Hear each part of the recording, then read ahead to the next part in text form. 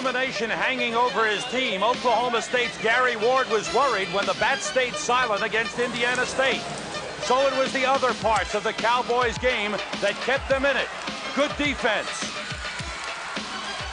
And the strong pitching of Rob Walton, who pitched shutout ball for 7 2/3 innings.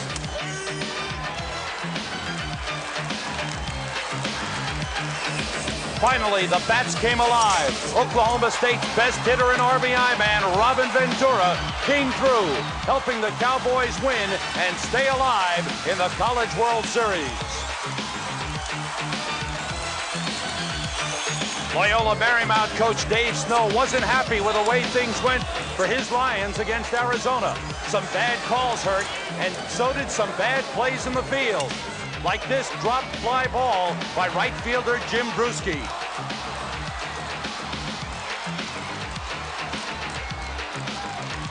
Bruschi atoned for his error with a home run that gave Loyola Marymount a 5-4 lead. But Arizona answered back with a crushing home run by Todd Trafton. It puts Loyola Marymount into an elimination matchup with Oklahoma State today. There are dark clouds hanging over Rosenblatt Stadium in Omaha, Nebraska. The first threat of rain thus far in the College World Series. The forecast calls for showers, but we expect to play both games of this elimination doubleheader. Welcome to the Diet Coke College Baseball pregame show, as Loyola Marymount will go against Oklahoma State in Game 9 of the NCAA College World Series. The Diet Coke College Baseball pregame show is brought to you by Diet Coke. Enjoy Diet Coke. You're going to drink it just for the taste of it.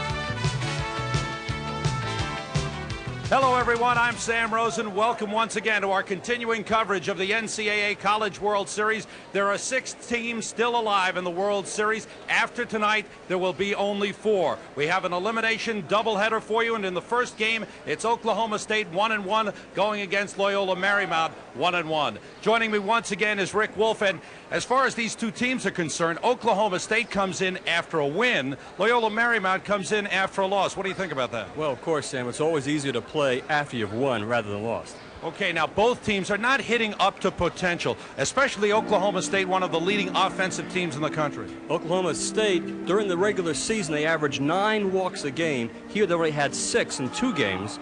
And even more importantly, they struck out 22 times in 2 appearances. One positive sign for the Cowboys in that game against Indiana State was the fact that Robin Ventura came up with a big hit, an extra base hit in Indiana State late in the game. He's the big man for the Cowboys. Ventura had 21 home runs during the regular season, hit .457.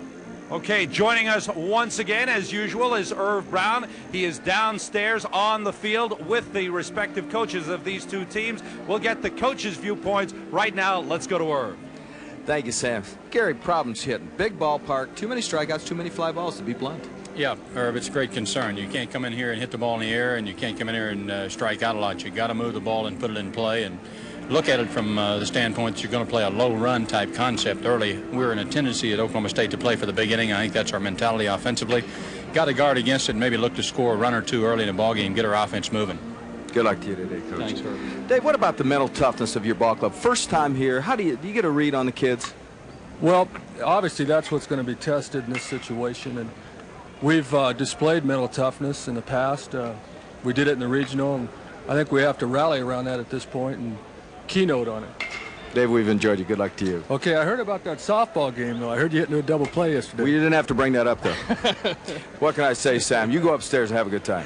Irv had a good time, and he had the last word. He was the winning pitcher in that softball game.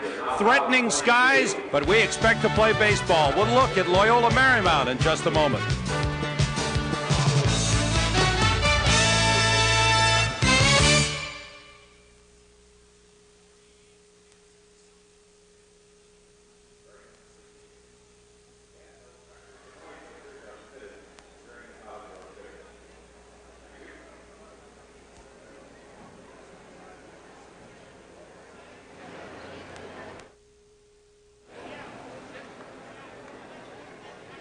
The Lions of Loyola Marymount looked very good in their win over LSU in Game 1 of the College World Series. Not that good against Arizona. They've got to show an ability to bounce back today. Oh, they sure do.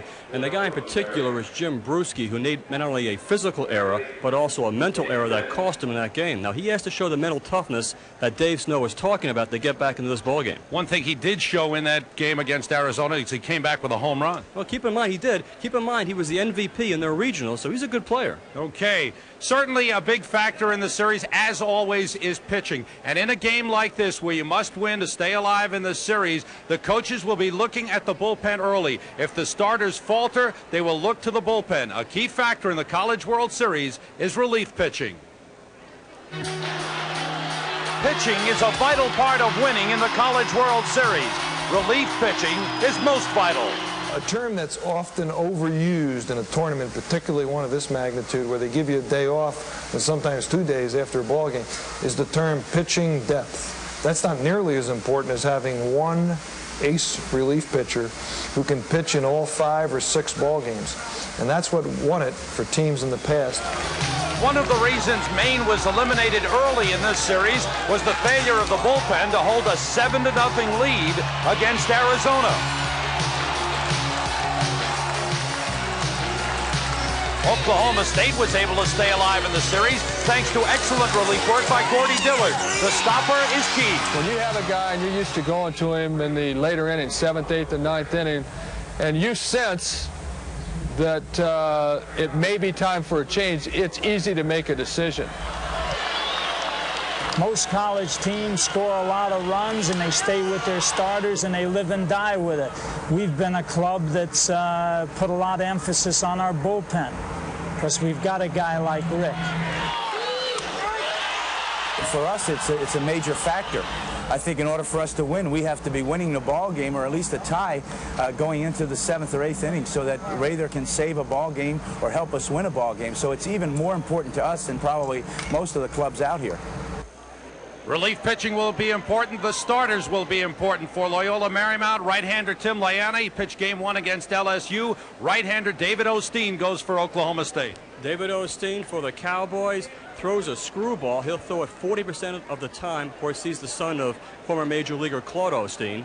And as for Loyola Marymount, their starter Tim Layana throws sinker balls. He throws a knuckle curve. That ball just drops out of the strike zone. Look for ground balls. Okay, that sets it up. The winner will play again on Friday. For the loser, it's the end of the season. This is Game 9 of the NCAA College World Series.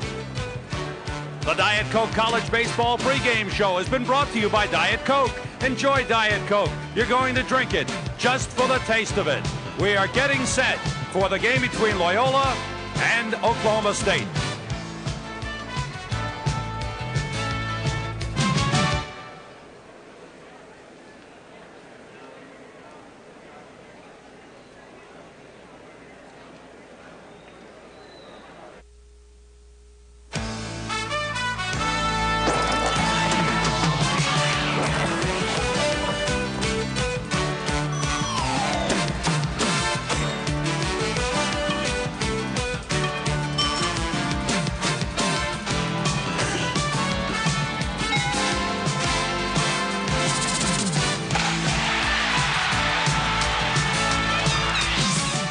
Welcome to Game 9 of the NCAA College World Series, an elimination game featuring the Lions of Loyola Marymount and the Cowboys of Oklahoma State. Both teams are 1-1 in the series. The Lions of Loyola Marymount are coached by Dave Snow. They beat Arizona. Leading off is shortstop Carl Fraticelli. He's a sophomore who's batting .333. Batting second, the first baseman, Jim Holleran, who's 1 for 8 in the series. Batting third, senior center fielder Billy Bean. He's hitting .357. Batting fourth, the third baseman, sophomore All-America Chris Donalds. He leads the team in home runs and RBIs. Batting fifth, the designated hitter Todd Elliott. He's just 1 for 8 in the series. Batting sixth, the catcher Jim McEnany. He's 0 for 6 thus far in the series. Batting seventh, the right fielder Jim Bruschi, 2 for 7 with a home run against Arizona. Batting eighth, the left fielder Fred Tuttle, a junior. He's batting .280 for the season. And batting ninth, freshman second baseman Bobby DeJarden, 2 for 6 with 1 RBI thus far in the series. Defensively, Robin Ventura at third, Monty Ferris at short, Sergio Espinal at second base, and Jimmy Barrigan at first. In the outfield, Anthony Blackman left field, Scott Wilkinson center, and Brian Costco in right. The pitcher, Dave Osteen, and doing the catching, Adam Smith. 22-year-old David Osteen from Annville, Pennsylvania. His first year at Oklahoma State, transferred from Elon College in North Carolina. He's had a fine season. This is his 19th appearance of the year, his 15th start. Record of 12 wins and 3 losses. Allowed 117 hits in 97 innings. The umpire behind the plate, wearing the small camera on the mask, which you'll see several times, is Dan Peterson. Robert Nelson, who Rick is quite familiar with. Threw Rick out of several ball games. Robert Nelson at first, Bill Rosenberry at second. Dick Civic is the umpire at third.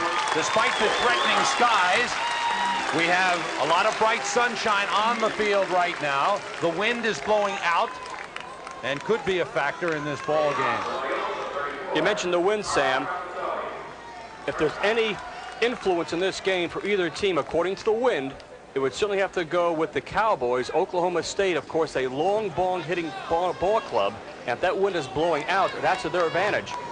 The Lions, Loyola Marymount, are more of a defensively oriented ball club with pitching and good solid defense. They have some home run threat in Billy Bean and Chris Donalds, but they put the ball into play by ground balls, base hits, that kind of thing. First pitch of the ball game is outside. Carl Fraticelli, sophomore shortstop from Kailua, Hawaii. Really looked good in the field. He's a switch hitter. He's had 1 base hit and drove in 2 runs in the game against Arizona. Loyola Marymount lost to LSU. Defeated LSU 4-3 in a real good ball game. They got ahead 3-0. LSU tied it at 3-all, and Loyola Marymount won it with a run in the 8th. Then they lost to Arizona 7-5 in a seesaw ball game. Count is 2-1 on Carl Fraticelli, a game in which Arizona got the lead and Loyola Marymount came from behind, tied it, fell behind, and went ahead 5-4 on Brewski's home run in the 6th. But then Todd Trafton's 2-run homer was the game-winning hit in that one for Arizona. Sam, we mentioned the weather as a possible influence on this game. We should point out right at the beginning that there are no such things as rainouts. If the game is started, the game will be completed. It may stop for it to be suspended, but the game will be picked up the next day at the point of stoppage. That is if they're unable to complete it today, but right now the forecast is not for serious or that serious rain. Fraticelli works a walk to lead off. He's got good speed. That's Earl Frischman coaching at first base for Loyola Marymount. Looking into the dugout to Dave Snow, the head man. Chris Smith is the coach at third. Jim Holloran. Holloran leading the team in hits for the season, has struggled thus far in the College World Series with 1 hit in 8 trips. Struck out once. Osteen is said to have a pretty good move to first base. He's a good athlete. He's quick to first base. Does not bring that leg up too high, except to get a real good jump on him. Now, Fraticelli does have pretty good speed. He's going. On the ground foul. Hit and run being played. And Holloran going to right field. Getting it outside the first base line. Big ballpark here in Omaha, Nebraska. Rosenblatt Stadium. 343 down the lines. 370 in the alleys. And center field 420. So the alleys, that 370 mark is more toward straightaway left and right. It goes pretty deep out in the power alleys. Fraticelli with a good lead at first and gets back. Outfield playing straight away on Jim Holloran. The infield is in double play depth. You know, Sam, we haven't seen that much scoring this year in the College World Series. Now, of course, Rosenblatt is a big ballpark, but most of the coaches that we've talked to really attribute the fact of low scoring to the widening of the home plate by the home plate umpire, the fact that there's a bigger strike zone for pitchers to work through. There's a good breaking ball by Osteen. He's ahead of Holleran, 2 strikes.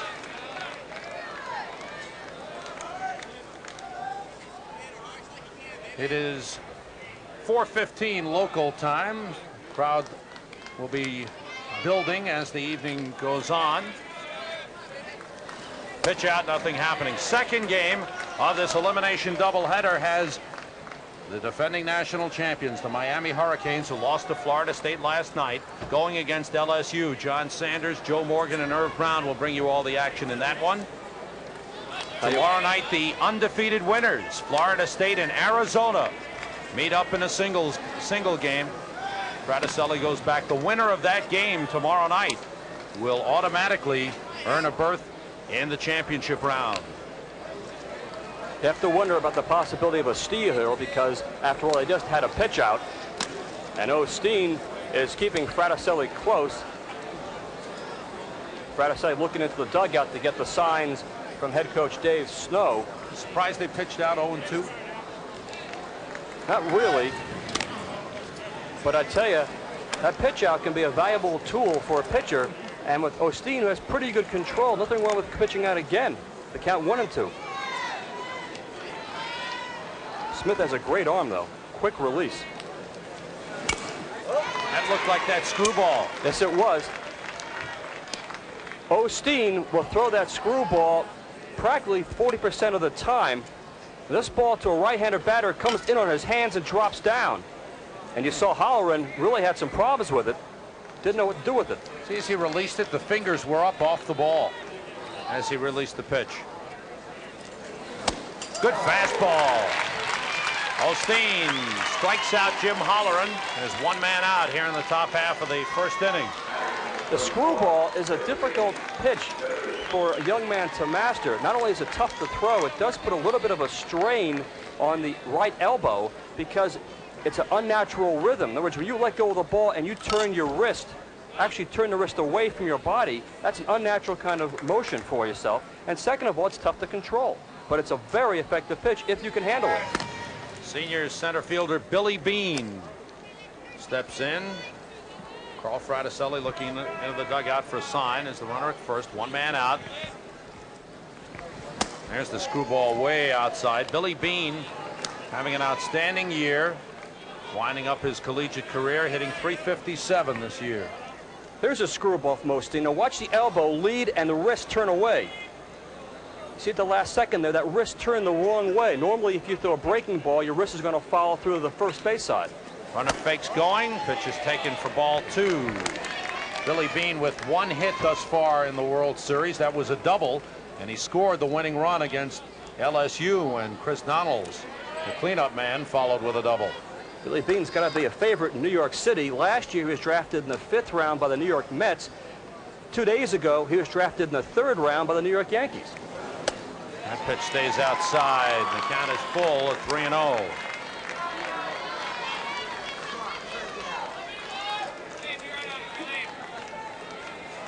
Osteen does not want to fall behind these batters. Loyola Marymount, a very patient team. They will take what you give them, including a walk. 3-0 pitch. Fastball over the inside corner. 3-1. Let's see if Dave Snow puts anything on here. 1 man out. Count of 3-1 on the good hitter, Billy Bean. Bean with 76 hits, 17 doubles. There's head coach Dave Snow. He's going to be a busy man today, Dave Snow. Gives both the calls the pitches as well as calls the offensive signals. Fraticelli goes. Pitch is taken for ball 4. 2 walks. Here in the first inning have David Osteen in some trouble. And already there's some movement going on in the bullpen for Oklahoma State. Steve Linhart, a right-hander, is getting up, and it looks like he's about ready to start throwing. Osteen is a battler. He knows what he has to do on the mound. He has to get ahead of the hitters to make that screwball effective. If he keeps falling behind people, it'll be a quick and early shower. There's the right-hander, Steve Linhart. He is yet to pitch in the first 2 games. He's a junior. Big kid, goes 6'4", 215. Chris Donalds, the third baseman, is in. Curveball stays up. Ball 1. Donalds, 3 for 6 thus far in the series. Has had a great year. 2nd team All-America. a sophomore. Donalds is a pull hitter. He likes that ball inside. And Oklahoma State, Berrigan at first base playing way back behind the bag. The idea, of course, by playing that deep is to cover up that hole between first and second for the possible double play. Count is 1-1 on Chris Donalds from Torrance, California. Has 20 home runs this season. Had the game-winning hit against LSU. Short lead at second by Fraticelli. That pitch stays outside. Another very patient hitter for the Lions. He'll take his time at the plate, get his pitch. He will pull the ball if it's inside and low, but he also will go that pitch well to left field. He'll slap it out there for a base hit. Good speed on the bases for Loyola Marymount. A good hitter at the plate. 2-1. Fastball hit high and deep to left field. Back goes Blackman. That ball is gone. A 3-run homer for Chris Donalds. And Loyola Marymount leads it 3-0. We said that the wind is blowing out here at Rosenblatt. It's gusting from time to time. That ball was hit well, Sam, but not, you wouldn't think when it left the bat that was going to be a home run, but it got up in the jet stream and just kept carrying out of the left field fence. The walks by David Osteen. Walks will always kill you. And they really hurt here early in the ball game as Chris Donalds hits his 21st homer of the year. He now has 91 RBIs. What a season for the third baseman, Chris Donalds. Todd Elliott, the designated hitter, fouls it off the right side. Let's take a look again as Donalds goes the opposite way. This ball's up and away from Donalds. Stays in his back foot. Now you see, when he looked at that ball, it popped off the bat. It was looked like a home run, but as Blackman goes back, that ball just carries out for a home run. Loyola Marymount jumping to a 3-0 lead as Linhart, the right-hander, continues to throw. Todd Elliott, the designated hitter. He's been rather quiet thus far in the series. 1 for 8 with 1 RBI. Now, struck out 3 times. If there's a silver lining in all this for Oklahoma State, the fact is, if you want to fall behind by 3 runs, you want to fall behind in the first inning as opposed to the 6th or the 8th inning. Sometimes, psychologically, hit foul off the right side. Psychologically, as a team falls behind early in the game, the team that's winning tends to relax a bit, saying, okay, we're in pretty good shape. We got the lead. And the other team tends to compensate and concentrates more in chipping away, getting back in the game. So sometimes things can change in a hurry by the 5th or 6th inning. Hit hard up the middle. Loyola Marymount jumping on David Osteen. Big turn by Todd Elliott at first. Got a beautiful look that time at what it looks like for the Toad man, Todd Elliott, to just put his bat on the ball right back through the middle. Well, if there was any question whether Loyola Marymount would be flat, it's been erased quickly. A couple of walks, the home run, and Tom Holliday, the pitching coach, is on his way to the mound to talk to David Osteen. 2 walks and 2 hard hit balls. The home run over the left field fence. And the base hit up the middle by Todd Elliott. Steve Linhart, the right-hander, continues to warm. Well, the problem that he's facing, that was what Tom Holliday is talking to Dave Osteen about right now, is that, look, Dave, you're not getting ahead of the batters. You keep falling behind. As a consequence, they're waiting for the fastball. The fastball has good velocity, but straight right down the middle, hitting the ball well. And as a consequence, if you can't get ahead of the batters, you can't throw a screwball. Chris Donalds, good hitter. Watch him go with this pitch. Left-handed hitters instinctively seem to know how to go with the pitch well. Osteen watches it go out of the ballpark. He's saying to himself, I thought that was a fly ball left field. Jim McEnany, the catcher, takes the strike. You saw that shoulder coming in again. Watch McEnany, leans into every pitch. He has an NCAA record for being hit by pitches 21 times and already twice in 2 games in the World Series. Elliott is back on the throw over. Sam, here's a guy, McEnany. You might say that he's left his mark on college baseball, but college baseball has left his mark on him. He's gotten on base twice, being hit by pitches, and both times he scored.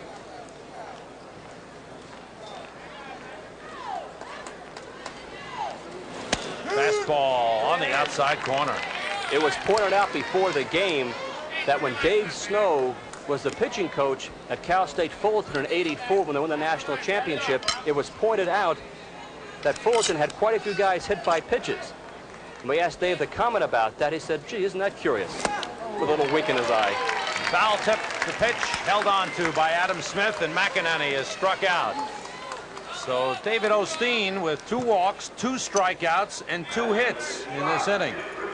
Good breaking ball this time to McInerney. This is from the umpire's camera. Watch it come in. What a great view. Terrific. Here's Jim Bruschi, the right fielder.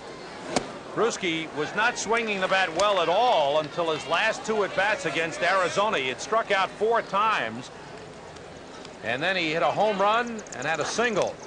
Unfortunately for him, on that single, he tried to stretch it to a double. Quick throw down is not in time in the 9th inning when they were down by 2, and he was thrown out at second base. We talked about the fact that College World Series, the baseball is very unpredictable, and Bruschi certainly personifies that. One play, he drops the ball in the outfield, then he hits a home run, then he gets a base hit, then he runs into an out. You never know with college baseball. Good fastball. Osteen, who started off throwing a lot of screwballs and breaking balls, suddenly has gone to the fastball. Well, he's going to the fastball because he has to get ahead of the batters. Here he is now 2-1 against Bruschi, and he's well aware Bruschi can put one out of here and into this wind and out of the ballpark. 2-1 pitch. Good fastball again. But again, he's being helped, or I should say he's taking advantage of the fact that there is a wider strike zone. The umpires are basically pitchers umpires in this series, and they're saying, look, you throw it out there, I'll give it to you. Now the batters have to adjust to that. You see Jeff Bronke walking down to the Oklahoma State bullpen. There was some thought to Bronke starting in this game. Bronke pitched a fine game against Miami in Game 3 on Saturday. Lost that ball game when he tired in the 9th inning. He is struck out looking on a breaking ball in the outside corner. So Osteen strikes out the side, but he also walked 2 and gave up a 3-run homer. So at the end of the top half of the 1st inning, Loyola Marymount on the 3-run homer, leading 3-0. Oklahoma State coming to bat. The Cowboys of Oklahoma State are in the College World Series for the 6th year in a row under head coach Gary Ward. Leading off, the second baseman Sergio Espinola, Jr., who's hitting .336. Batting second, freshman shortstop Monty Farris. He's 0 for 8 with 4 strikeouts thus far in the series. Batting third, freshman third baseman Robin Ventura, who's hitting .457 with 92 RBIs. Batting fourth, the designated hitter Jim Iflin, 3 for 6 thus far in the series. Batting fifth, first baseman Jimmy Berrigan, hitting .424 with 23 home runs. Batting sixth, sophomore catcher Adam Smith. He threw out 3 runners trying to steal against Indiana State. Batting seventh, the center fielder Scott Wilkinson, who's hitting .322. Batting eighth, the freshman right fielder Brian Costco, looking for his first hit thus far in the series. And batting ninth, left fielder Anthony Blackman, a junior. He's 0 for 6 in the series. And defensively, Chris Donalds at third, Carl Fraticelli at short, Bobby DeJardin at second base, and Jim Holler at first. Fred Tuttle at left, Billy Bean in center field, and Jim Bruschi in right. The pitcher, Tim Leana, and the catcher, Jim McInerney. The right-hander, Tim Leana, who's had an outstanding year, second in the nation in wins with 17. Leana, 17-2, is making his 19th start. He's pitched 12 complete games, was the starting pitcher in Game 1 of this College World Series against LSU, and in that game he pitched 7 2/3 innings before giving way to Jeff Getch, who picked up the win. Excuse me, he pitched 7 1/3, walked 4, struck out 3. Dave Holliday is the coach at first for Oklahoma State, and the head man Gary Ward coaching at third. Leana allowed 7 hits and no runs in the ball game. Excuse me, allowed 8 hits and 3 runs in the ball game against LSU. Walked 4 and struck out 3.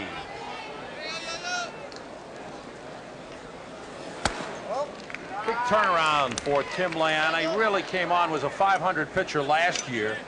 This year just exuding tremendous confidence, winning 17 games and losing only 2. Fastball riding inside to Sergio Espinal. Now remember about Loyola, the barometer on him is ground balls. He is a sinker ball pitcher. He'll throw a knuckle curve as his out pitch, not necessarily to strike the batter out, but to get the ground ball. There's the man who was drafted by the Yankees in the 3rd round, Tim Loyola. Good fastball.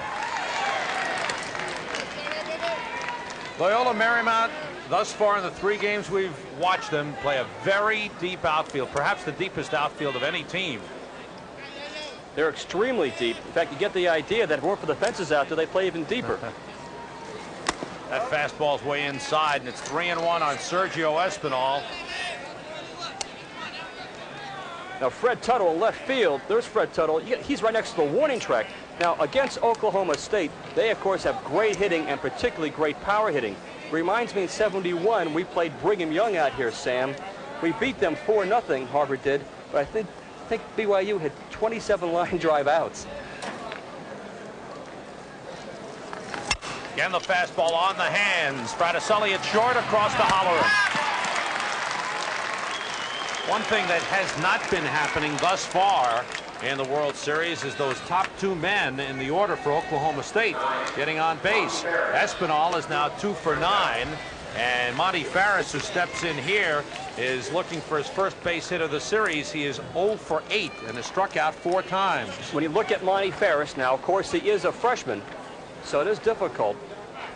But you look at him as a batter, he's 6'3", he stands straight up in the batter's box. So when Loyola sees that, being a veteran, he has a little open stance as well. He wants to keep that ball away from Farris. Show a little inside stuff first, then everything away, away, and away. And Farris is a big guy. It's tough to hit that low and outside pitch.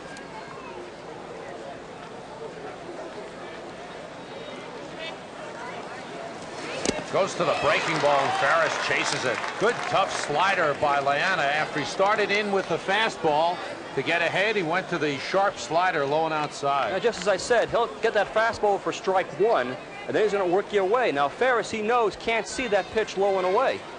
That was a good example that time, but Farris just didn't see that breaking ball. Let's see how he adjusts. Takes a ball. One thing that Coach Gary Ward was talking about with his team, usually very patient hitters. They were falling behind on the counts against pitchers and getting called out on strikes, striking out a lot. He wants them to be more aggressive.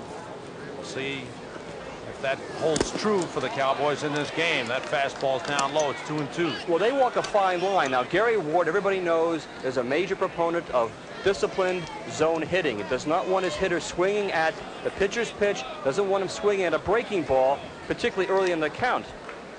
And right now, Loyola got ahead with that breaking ball down. Now Farris has to battle back and swing at the pitcher's pitch. Now he's worked him to a full count. With 1 man out in the bottom half of the 1st inning, Loyola Marymount leading 3-0 on a 3-run homer by Chris Donalds.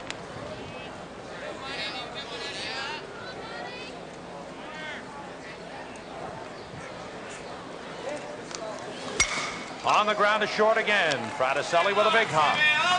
2 up and 2 down on the ground ball outs. And if we're looking for a trend, we've seen 2 ground balls to short. And if you're Dave Snow, the head coach of Loyola Marymount, that's a good sign. It means that Loyola seems to have a stuff here early in the game.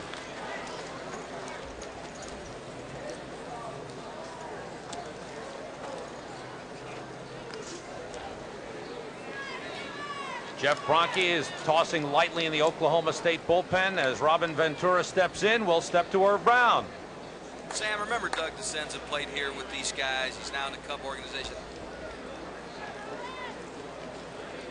Well, we apparently have a little problem with Irv's microphone. We'll try and get it back for you in just a moment. We'll work on it right away. One of the things we should point out here for Oklahoma State, of their 9 hitters, they have 1, 2, 3, 4, 5, 6 left-handed sticks. Hit hard, base hit for Ventura. Robin Ventura, just an outstanding year this year, was overlooked for All-America honors, but rang up some impressive numbers, hitting .457 coming into today's game with 26 doubles, 21 homers, and 92 RBIs. He comes up with his 4th hit of the World Series. And he has Oklahoma State's only extra base hit. Now that time, Loyola got the fastball up high. And going back to the point about the left-handed sticks, normally that would really hurt a curveball pitcher because obviously the curveball from a right-hander is not going to be effective on a left-handed stick. But with a sinker ball pitcher, like Loyola is, it shouldn't make much of a difference. Fastball inside to Jimmy Eflin. Eflin, a designated hitter. He's a junior from Santa Cruz, California.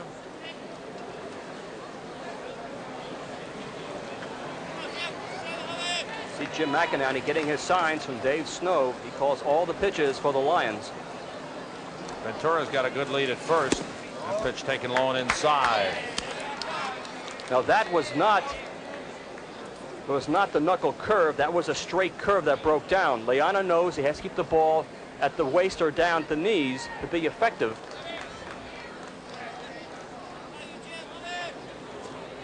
Signs, pitch and location. From coach to catcher to pitcher. 2-0 pitch, hit hard up the middle, base hit for Eflin. To left center, Ventura's around second on his way to third. The throw from Bean comes through, not in time, and Eflin moves up. There's a case where Bean should have played it safe and thrown the ball to second base. Instead, the throw to third, which was way offline, allowed the runner, Jimmy Eflin, to move up to second. That's right, Sam. Bean did not make a physical error here, but kind of a mental mistake because he decided to go to third base with this play. Ventura runs pretty well. There's no chance of getting him at third base. What that throw does is it allows the hitter, Eflin, to motor into second base. Too high for the cutoff man to get it. Offline. Tough chance for the third baseman. And when you're up 3-0, base hit like that in the gap, if you had to really run down, it wasn't right to him. Best play, throw the ball to second base. Sure. 2-out singles by Ventura and Eflin. Oklahoma State trying to get back in it. Here's Jimmy Berrigan, the first baseman, stepping in against Tim Loyola. Berrigan with an outstanding year, hitting .424. Takes a strike. Now on the 2 base hits by Oklahoma State, on both pitches, a little too high in the strike zone for Loyola, and they were fastballs. You throw a fastball Oklahoma State, boy, they'll jump right on it.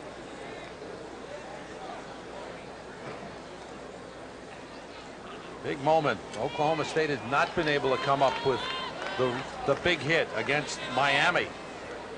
They did late in the ball game against Indiana State against Mike Gardiner after Gardiner pitched so well. That was a scoreless ball game into the 8th. Oklahoma State finally getting a run in the 8th and 3 in the 9th. Both these pitchers today, Loyola and Osteen, they are not what you call hard throwers or power pitchers. They have to make every pitch count. Loyola ahead on the count, 0-2. Missed with a fastball way out of the strike zone. Now, there's one thing you notice with his mechanics so far. He falls off very sharply to the first base side. He did not do that in his first outing here. If anything, it appears now he's trying to overthrow. As a consequence, he's pushing off too much off the rubber. He's losing his balance.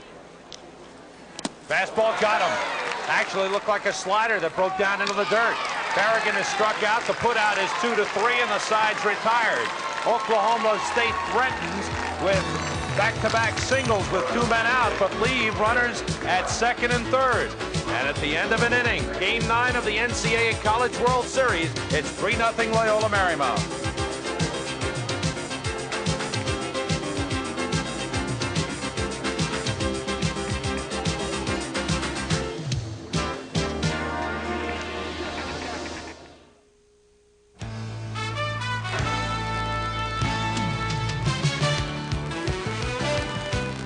this NCAA College World Series game.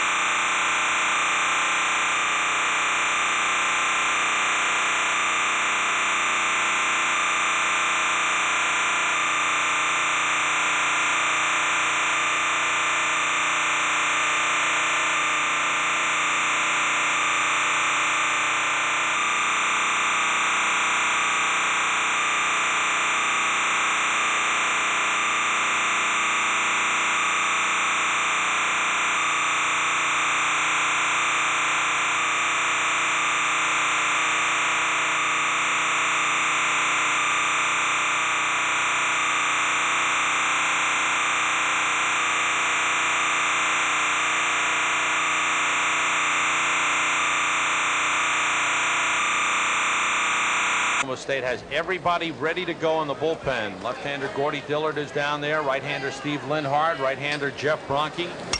That pitch foul back. Herb Brown, how do things look down there? I'll tell you what's happened down here, Sam and Rick. I really believe that the kids from Loyola Marymount went up there that first inning. They're guessing curveball. Of course, Darnell goes downtown. And then all of a sudden, Osteen started throwing the fastball. He believed that this is not the New York Yankees, you know, that you go ahead and throw the pitch, it'll get him out. And he looks much better. He got those 2 strikeouts at the end of the inning. Tuttle went around on that breaking ball. Osteen has now struck out 4, all 4 outs. Well, that's 3 in a row, as a matter of fact. And Herb Brown makes a good point that once you get that fastball over, everything else seems to fall right behind. That's the whole key to pitching if you're a control pitcher. Get the fastball over for strike 1, then go to your curve, and of course with Osteen with that screwball. Now the sun has been covered by the dark clouds overhead. We're in the top half of the 2nd inning. Curveball hit in the gap to right center field. In for the base hit. Brian Costco almost overran the ball. Took a bit of a bad hop. But he was able to glove it and bring it back to the infield. Hit number 3 in the ball game for Loyola Marymount. Freshman Bobby DeJardin. He's had a real good series thus far. Getting a 1-out single. Runner at first with 1 man down. We go back to the top of the order. Carl Fraticelli leads it off. Excuse me, is the leadoff man. He led off the first inning and the ball game with a walk and scored on the 3-run homer by Chris Donalds. Now Osteen knows that DeJardin has pretty decent speed.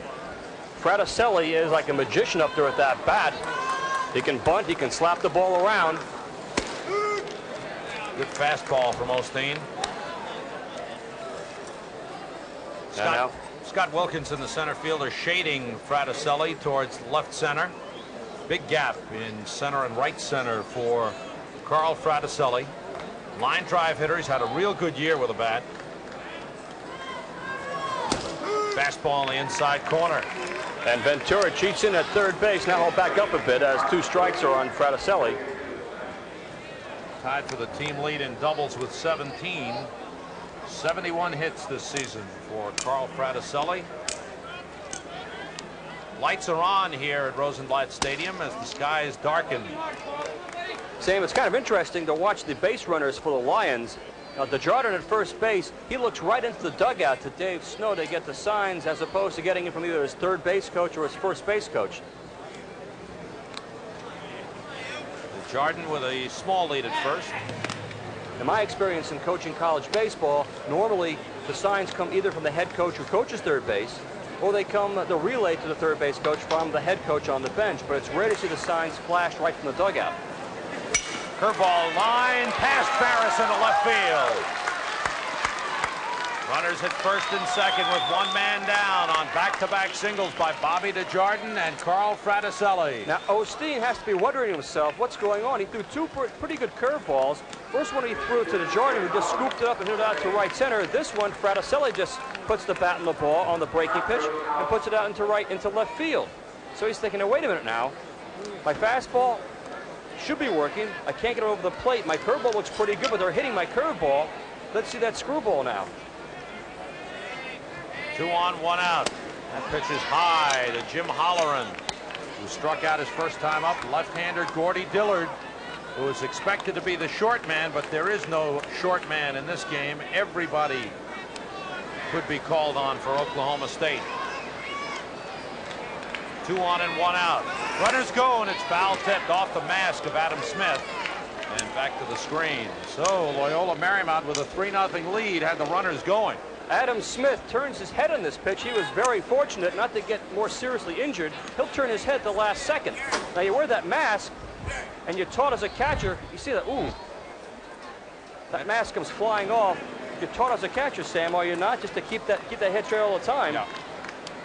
Rings the bell. Wind has completely turned it around, is now blowing across from left to right. This is inside. Count is 2-1 on Jim Holleran. Sam, of all the elements in college baseball, that wind will drive you crazy because the game started, the wind was blowing from right to left. Now it's blowing heavily from left to right. Wow, you can see the flag blowing. Very patriotically. Very strong wind blowing dark. And as clouds overhead, thunder showers are in the area. Any kind of ball, pop-up, outfield play, fly balls, very, very difficult in that kind of breeze. Again, the runners go, hit up the middle. Farris takes it, throws to first high. Berrigan with a good stretch.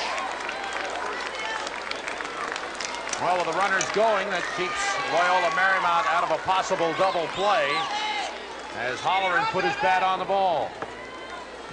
Nice play by Farris. Gets his ball, but Berrigan, who's not that tall, that throw was a little off the line. Berrigan committed himself and just barely kept that foot on the base. Farris had been having problems in the infield in the first 2 games. Just didn't seem to be fluid. Missed a couple of balls, had a couple of bad hops, but he seemed smooth on that ball and the high hop. Runners are at second and third with 2 men out. And now they're talking on the mound about how they're going to pitch Billy Bean with first base open. The question, of course, do you put him on? Do you want to pitch to Donalds? Now, I don't know. That's no question. Well, we'll find out from Oklahoma State. Tom Holliday comes to the mound. Tom Holliday may make a move right here for the left-hander. He's got Gordy Dillard warming up in the bullpen.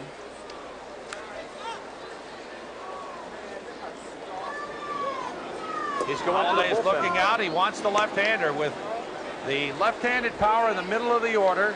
Bean and Donalds for Loyola Marymount. Runners at second and third with 2 men out here in the second inning. Left-hander Gordy Dillard gets the call. Loyola Marymount scoring 3 runs in the first on the home run by Donalds and trying to add to the lead.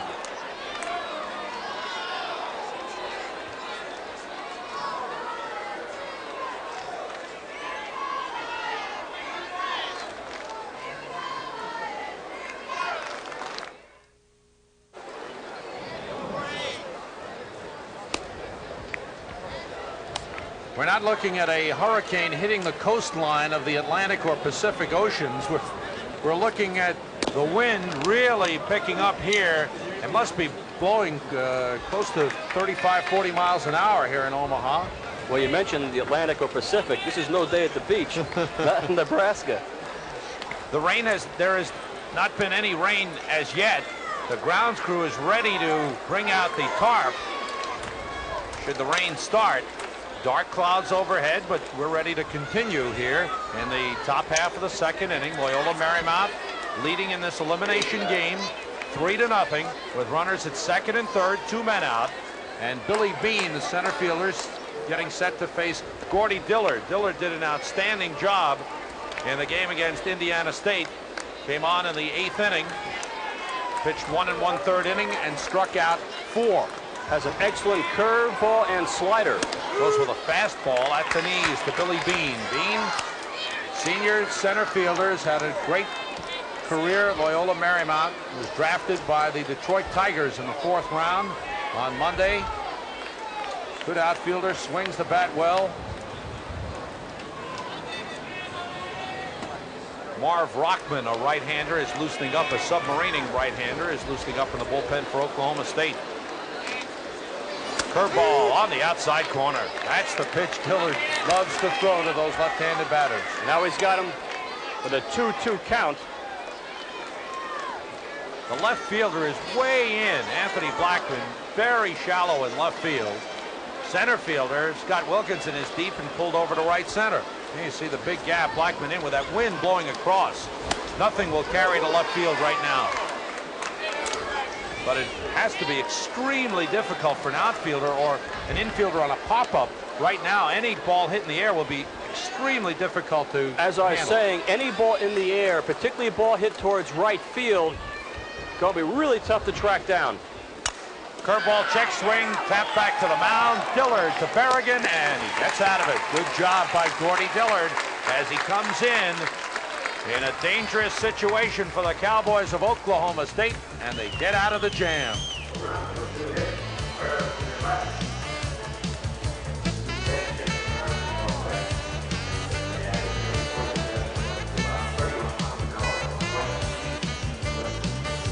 Hey man, I got to tell you something.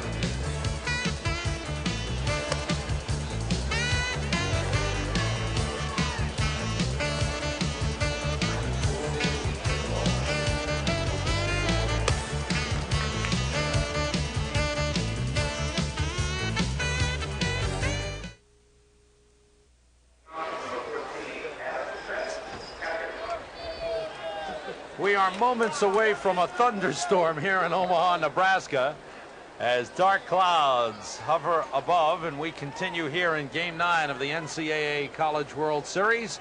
Adam Smith, sophomore catcher, who was inserted into the starting lineup in the game against Indiana State, played a fine game, had 2 base hits, 2 for 4, and threw out 3 runners trying to steal. A battle of outstanding catchers in that game, with Eberle for Indiana State throwing out 3 runners as well. Indiana State and Maine already eliminated, but fine seasons for both teams. Congratulations to coaches Bob Warren of Indiana State, Dr. John Winkin of Maine, for the great years those teams had, and getting their teams to the College World Series this year. Now the Cowboys have to be thanking themselves, thanking the weather conditions, that wind blowing out. Being a long ball hitting club, they just want to put that ball up in the air and just hope for the best in the jet stream. Jim Bruschi, the right fielder, is about 3 steps from the warning track in straightaway right field. Good fastball. Here's Bruschi.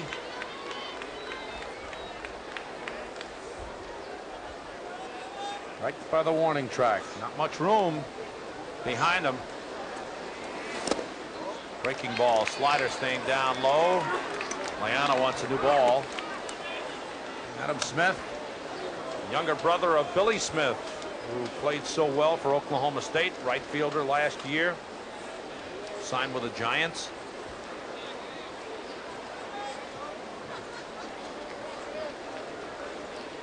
Now Loyola has to keep that ball downstairs. There's that knuckle curve, that sinker. That's an excellent pitch. It seems when he throws that pitch, he maintains his balance on the mound very nicely. When he goes with the hard slider or the fastball, that's when he falls off to the first base side. Another one of those superstitious guys, Sam. Full count pitch. Got him. Took a little off on that pitch. Acted like a screwball. May have been a straight change tailing away. Adam Smith is struck out. Now the wind normally affects a curveball, but in this kind of knuckle curve, the bottom falls out. If the wind's probably affecting the batter, Smith, more. Sometimes when you're batting and particles are floating around, it distracts you at the plate. Well, the dust is flying with the high winds. No rain is falling yet. Fastball in the outside corner to Scott Wilkinson. You see Loyola has a tape all over his right pitching toe. We asked Dave Snow about that. He said it's really more of a superstition than it is anything to do with his pitching form. In fact, he actually inscribes a few inspirational messages on his foot. As he tapes it, has written on that the words confidence and discipline to remind himself during the course of the game to go get the batter and don't give up.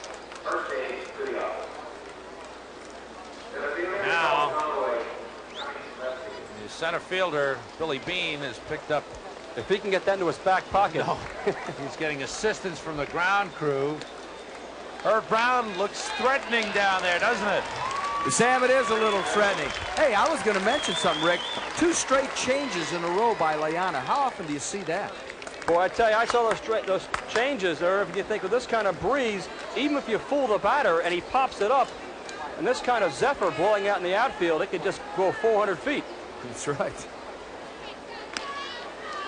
1 ball, 1 strike on Scott Wilkinson. 1 man out in the bottom of the second. That ball bouncing in front of the plate.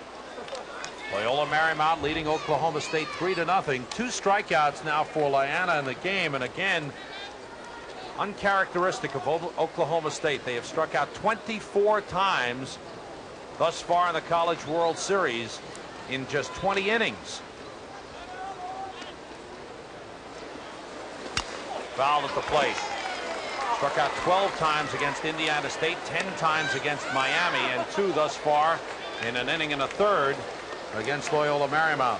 Gary Ward and his hitting theories are so well known that all the pitchers pitching against Oklahoma State in this series know that they have to get ahead and throw the breaking ball. These guys live and die with the fastball. Off the hands, right back to Loyola. 2 men out in the bottom half of the second inning. So sometimes, if you really are a proponent of hitting, as we said, Gary Ward likes that zone hitting, look for the 2-0 fastball. Your pitch as a hitter, sometimes that can actually work against you. And with the wide-in strike zone, the umpires give here to the pitchers in the College World Series, and people like Loyola facing you, it can be extremely difficult to get your pitch. Ryan Costco has had 2 walks, otherwise 0 for 5 in 2 games in the World Series. Several men not producing at all. Wilkinson, who just went out, is 1 for 7. Costco is 0 for 5. Blackman following is 0 for 6. Espinal 2 for 9. Farris is 0 for 9. Talking about the walks, these guys are so well taught and so disciplined not to swing at bad pitches that in the normal course of the year, they'll average 9 walks a game. Good pitch on the outside corner by Tim Loyola. But here we are in the 3rd game for the Cowboys, and they've only received 6 walks in 3 games. That's an indication of the wider strike zone, I think. That's one. It is, but of course, give the pitchers credit. They got to put the ball on the black. Count is 2-1 to Brian Costco. Officially, we get word that the wind is gusting at 30 miles per hour. Still have not had any rainfall, despite the threatening clouds overhead. Hit hard to the second baseman, to Jordan. Plays the tough out. Sides retired in order. At the end of 2, game 9. It's Loyola Marymount 3 and Oklahoma State 0.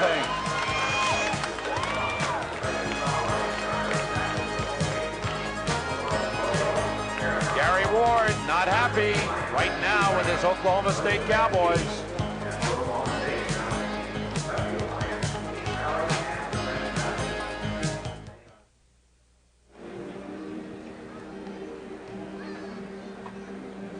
The second half of this elimination doubleheader features the defending national champions, the Hurricanes of Miami, going against LSU. And what a matchup that is with the coaches, Ron Fraser and his former assistant, Skip Berkman.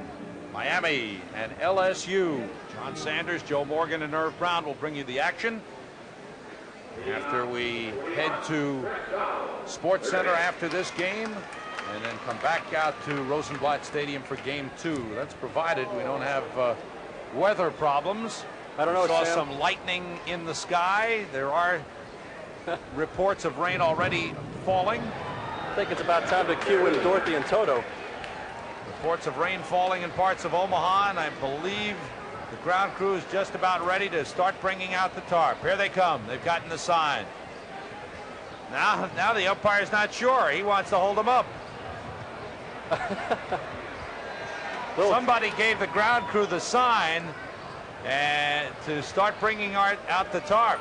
Well, what's happening here, Sam, is they're talking about the fact that they obviously know that there's a shower in the area, and most umpires with the first sign of a lightning bolt that's nearby, they will call the game even if there's no rain on the field because of the fear of lightning. Well, besides that, why not get a head start, get the tarp out? If you know it's going to rain, you might as well go for it. And the word is that it's raining about a mile and a half away from the stadium. Well, now the umpires are checking with the officials of the NCAA baseball committee. And they'll keep it off. You see the clouds that have moved in. And certainly the threatening weather has held down the size of the crowd here at Rosenblatt Stadium. There's the hero of the game thus far, Chris Donalds, the All-America third baseman. Hit a 3-run homer over the left field fence off David Osteen in the first inning. And one thing is for sure, no way he'll hit that home run now because the ball will never carry to left field the way it did in the first inning. Yeah, but if he pulls it to right, just a regular fly ball with that wind will be a home run. And he's trying to pull. He opened up, tried to get around on that fastball. You don't like to see the weather play this much of a role in a key game like this because it does change the nature of the game. Kids too try to hit home runs in the wind, that kind of thing. Pitchers are effective with their breaking ball. He bunted at that curveball. It's 1-2. And of course, as I said, any pop-up or fly ball in the outfield becomes really a circus out there because of the fact that the wind does alter the flight of the ball. Sophomore Chris Donalds dig in. Got his 78th hit of the season in the first inning. He now has 91 RBIs, 21 home runs. Breaking ball stays inside. This kid's a real throwback, Sam. Not only does he choke up on the bat with 2 strikes, doesn't wear any batting gloves either.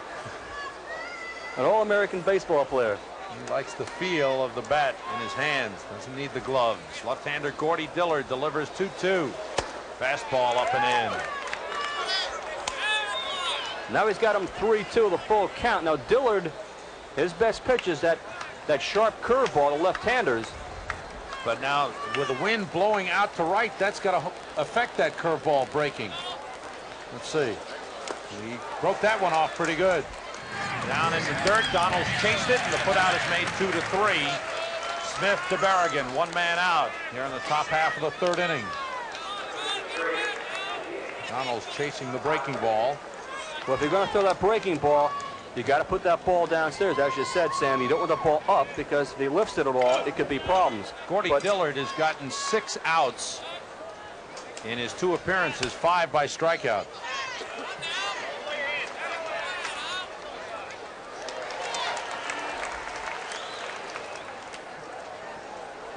Senior left-hander Gordy Dillard. Here's Todd Elliott, the designated hitter. Got his 2nd hit of the College World Series in the first inning. Osteen, the starter, pitched an inning and 2/3, allowed 3 runs, all of them earned, 4 hits. He walked 2 and struck out 4. Gordy Dillard came on to get the last out in the 2nd inning. Hit on the ground, wide to first. Berrigan is there. Underhand toss to Dillard. Berrigan's a good fielding first baseman. That's right. You know, the pro scouts, they like the classical power-hitting first baseman. Now, in recent years, they like the fact that a kid plays first base, Sam, the big 6'5", 6'6" kind of guy can really hit the long ball. Now, Berrigan is only about 5'11", 6 foot. But, of course, with the emergence of people like Keith Hernandez and Don Mattingly, who aren't over 6 feet tall, scouts are sort of saying, hey, wait a minute now. Maybe a guy who's good hands can play first base, even if he's not really that tall player. First pitch to Jim McInerney is a strike. Catcher, 5'9", 190 pounds. Tough guy. Lightning flashes again as McInerney takes a ball. Now what McInerney will do, particularly now with a left-hander and a curveball out there, if he thinks that ball's coming in as a breaking pitch, he's going to stick that front shoulder and just turn with the pitch. It's very dangerous to do that, but he's pretty good at it. Now That wasn't the drums of a majorette band in the background. That was thunder rumbling here in Omaha. We're in the top half of the third inning, and after perfect weather, the first 4 days, first 5 days of this tournament, we have our first bad situation. Espinal handles the ground ball, and the side's retired. Good inning for Gordy Dillard. We go to the bottom half of the third inning. Oklahoma State trailing Loyola Marymount 3-0.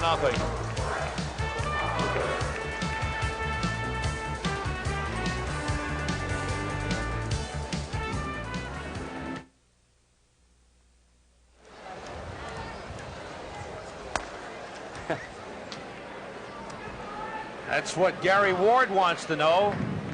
The bats have been very, very quiet. 2 hits and no runs over the first 2 innings of this game. They were shut out into the 8th inning of the game against Indiana State when they got a run in the 8th, 3 in the 9th. Scored only 2 runs against Miami. The big bats of Oklahoma State have been silenced. Tim Loyola, the senior right-hander, on the mound for Loyola Marymount. And Anthony Blackman, the left fielder, came to Oklahoma State as a second baseman, moved to left field mid-season, has good speed. Still looking for his first hit of the series. And keeping track on Loyola, he's thrown 4 ground ball outs out of the 6 so far. The wind, which was reported to be gusting at 30 miles an hour before, is picked up. Good fastball.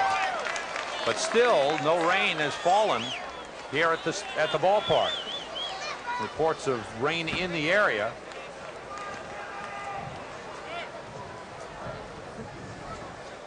The reason the lampblack is on under the eyes of Blackman was because the sun was shining brightly right before game time, right up until game time. But it doesn't explain the guys who wait at night, though. That's war paint, the way I see it.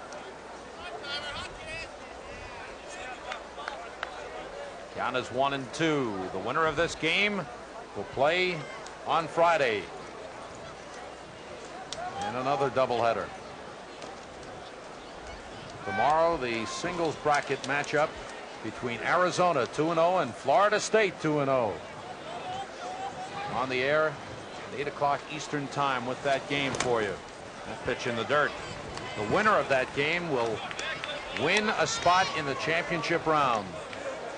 Look at that big protector hanging down from the mask of Jim McInerney, protecting the throat. That, of course, is a new rule this year in the NCAA. 1986, all catchers must wear a mandatory throat protector. That's one of the bigger ones I've seen.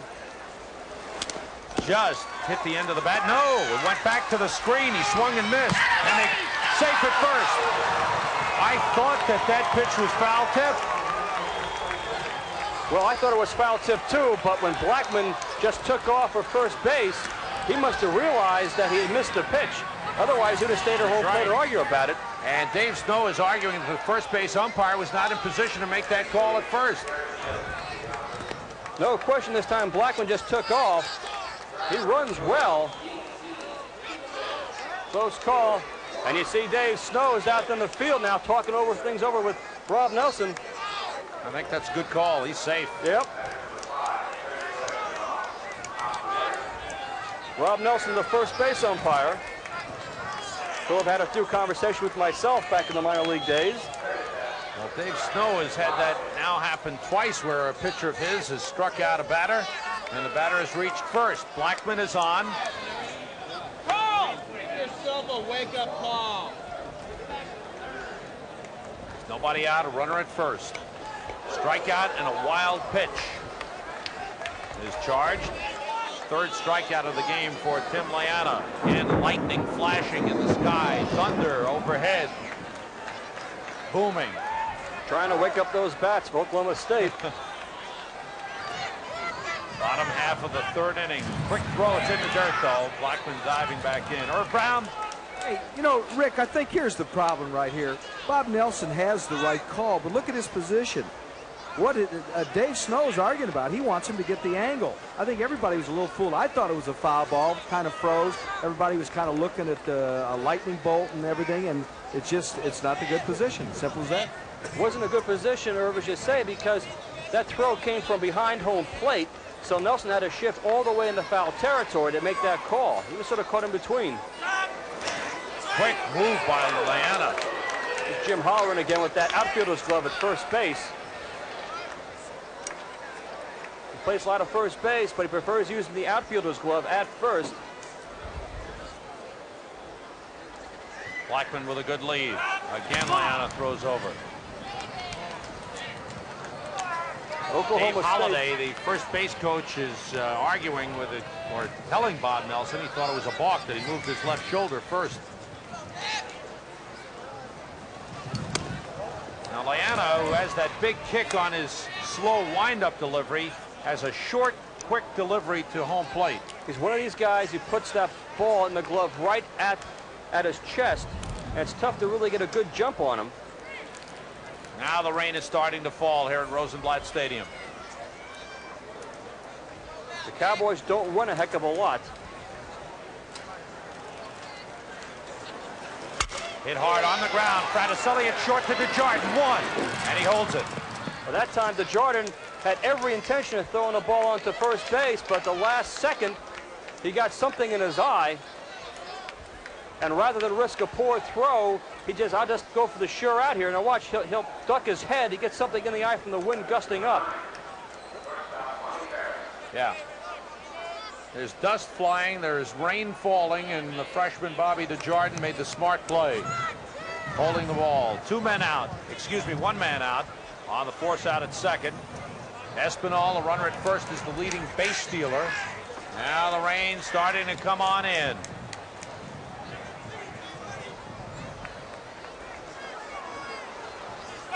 And throw to first, and I'd like to know what they're waiting for before getting the ground crew out to put the tarp on. The ground crew is in position as the rain has started to fall. It's really beginning to pour now. If Espinal does go, he's running against the wind. Fouled at the plate by Monty Ferris. Now, sometimes people wonder about that as to whether the wind has any impact at all on a base runner. Yes, it does. Oh, when the wind is blowing about 35 miles an hour, it does. I was going to say, the wind's blowing about 35 or 40 miles an hour. Yeah, you don't go so fast. Now, the ground isn't that wet yet in the infield, but as it gets wetter and wetter, of course, it gets slipperier. When that rain starts to fall, I think it's going to pour for a while. Espinal with a good lead at first. One man out. Loyola Marymount leading 3-0 on a 3-run homer by Chris Donalds in the top half of the first inning.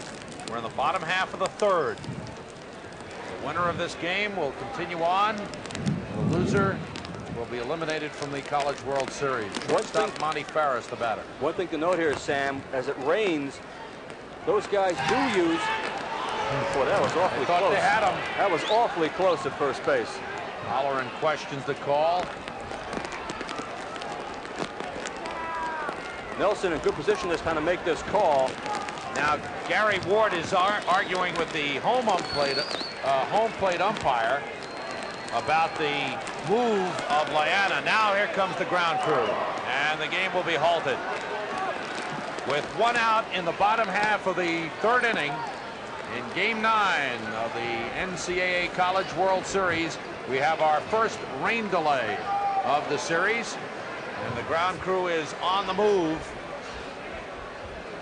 bringing out the tarp to cover the infield. The rain has moved in. It's been threatening for at least 45 minutes or so, maybe longer.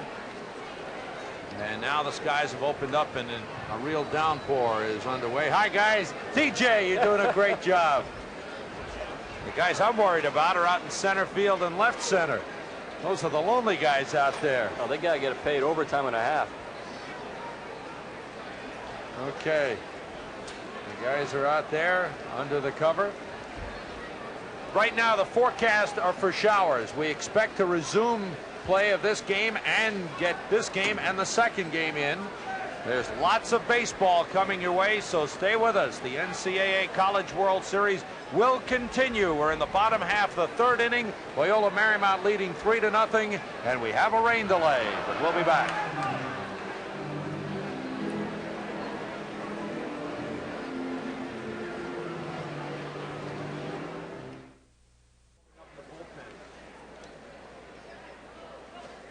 The rain has stopped in Omaha, Nebraska, and we are just moments away from resumption of play in this elimination game, the first of an elimination doubleheader. That's Gordy Dillard, the senior left-hander for Oklahoma State, who came on in relief of the starter David Osteen in the second inning. Got out of a jam with runners at second and third. He retired the dangerous Billy Bean of Loyola Marymount, and he warms up, getting set for resumption of play. The foul lines are being repainted in the infield. The batter's boxes have been repainted, and the infield should be in outstanding shape, Rick. Yeah, they really got a great job out there in putting the tarp. It took them about, what, 2 minutes, 10 seconds? 2 minutes, That's 10 unbelievably fast, because the wind has caused the biggest problem with the tarp, and the winds were gusting here. They got it down in a hurry. Infield is dry as a bone, probably the driest part of the ballpark.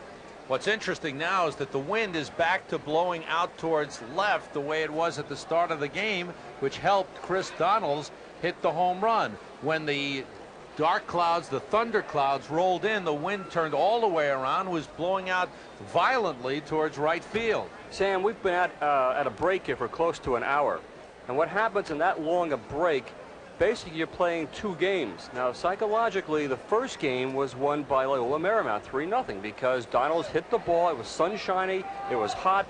The ball blew out to left field. You see Tim Leona going back with the tape, as we mentioned earlier. That's more inspirational than it is in terms of pitching confidence. I guess he actually, it's like he took it off. I guess a 3-run lead gives you pretty good confidence. Well, might have gotten wet. Soggy might interfere with his motion off the rubber. Leona warmed up in the bullpen. He picked up a count of 1-1 on Monty Ferris when we resume. Now, I don't understand that. He's allowed, of course, to warm up off the mound. There's no reason for him to go back in the bullpen. Now, a few minutes ago, he came back to the mound to make sure his arm was okay. Then he went out into the dugout. I think right now the umpire is going out to ask him if he wants some warm-ups from the mound. And here you see Tim Leona in 2 1/3 innings pitch. He's thrown 44 pitches already. That's a lot of pitches. Strikes and balls, you see, are very close. So he has worked behind on the count several times, but he's allowed only 2 hits. He struck out 3, and one of those strikeouts reaching base here in the 3rd inning on a wild pitch. 5 groundouts, no fly ball outs. Now, we had said that he is a ground ball pitcher. And you see there by that stat, 5 ground balls, no fly balls, meaning he keeps the ball downstairs. Now, if that tarp hadn't been on the field quickly enough, that would really hurt Leona because, of course, looking for the ground ball, if the infield is wet, the balls are going to just shoot right through. But since it was kept dry, he should be all right. Leona is being allowed warm-ups on the mound. And getting set. We are set to resume play. Monty Ferris, the number 2 man in the order, the shortstop, still looking for his first base hit in this College World Series, will step in to face the senior right-hander, 17-game winner Tim Leona. Now you see the wind blowing out towards left field, but a lot calmer than it was an hour ago. Game time temperature was 86 degrees. It's now 67 degrees. 19-degree drop in temperature in a little over an hour.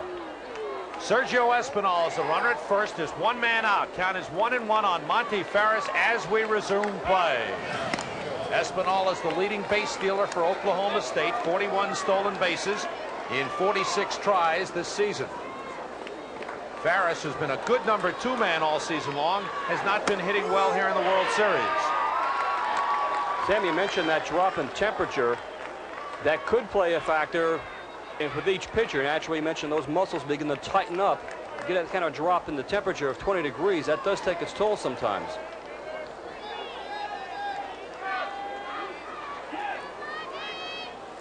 One-two pitch. Hit hard, deep to left field. Back to the wall goes Tuttle. He's got room on the warning track.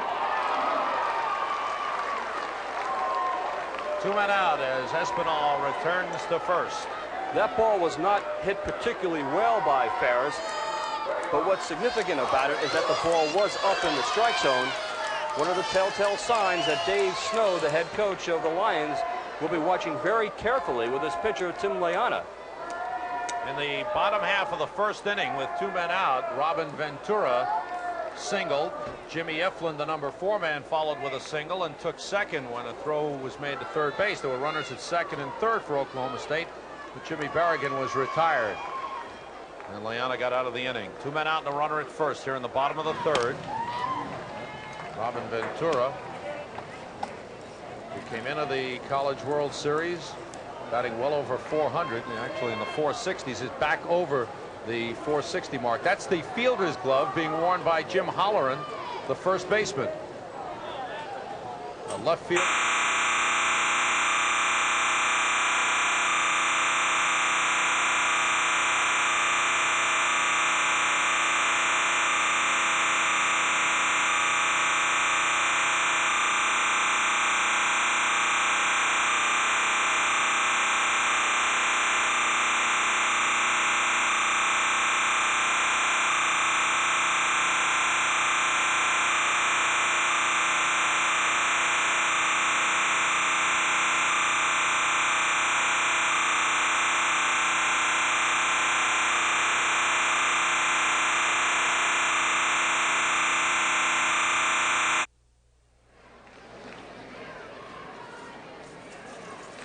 Little over an hour rain delay here in Omaha, Nebraska, but skies have cleared and we should have no trouble getting the remainder of this game in and the second game of this elimination doubleheader with Miami going against LSU. John Sanders, Joe Morgan, and Irv Brown will bring you that game as the field will drop down from 6 to 4 after tonight.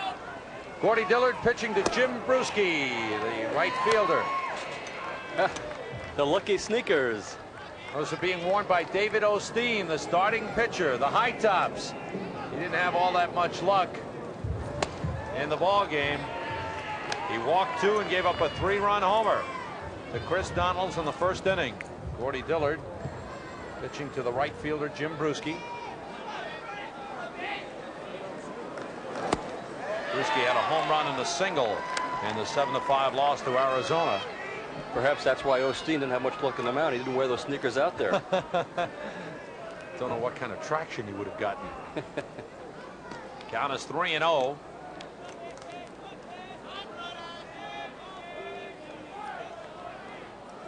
And Dillard not even close. Now we mentioned, of course, that the delay would affect the pitchers, and we saw Tim Loyola take his time getting loose out in the mound, but of course it has the same effect upon Gordy Dillard for Oklahoma State. He too, of course, had to sit for an hour. And with Oklahoma State trailing, they're not going to wait too long. If Dillard gets in any kind of trouble, the bullpen will be up in a hurry. Leadoff walk, and left fielder Fred Tuttle, a junior, steps in. And Dillard bounces that one. Bruschi is going, and he gets into second base. Now, Bruschi, you have to compliment him. The last time he was on the base paths, he ran into a very critical out. That was against, of course, Arizona. But today, he saw that ball bounce in the dirt. No problem. Keeps going. Aggressive play. That's what Dave Snow likes. And here's this pitch. Look at this bounce way in front of the plate. Smith does a good job knocking that ball down. Keeps it in front. He was, in fact, a little bit surprised that Bruschi ran on the pitch. Bruschi doesn't have great speed. But again, if you're going to be aggressive in the base pass, you got to be aggressive all the time. Runner on second. And Dillard finds the strike zone. Now that time you saw Tuttle. He's a very stand-up kind of hitter. Stand-up kind of hitters like Ferris and Oklahoma State, they have a difficult time seeing that low pitch. It's just out of their line of vision. Right-handed Look at submarine pitcher Marv Rockman's up in the bullpen. There's Rockman. He's a specialist. He'll come in and get the ground ball, pitch to the right-handed batters. Count is 2-1 on Fred Tuttle. Look at that stand-up stance there for Tuttle. No bend at his knees at all.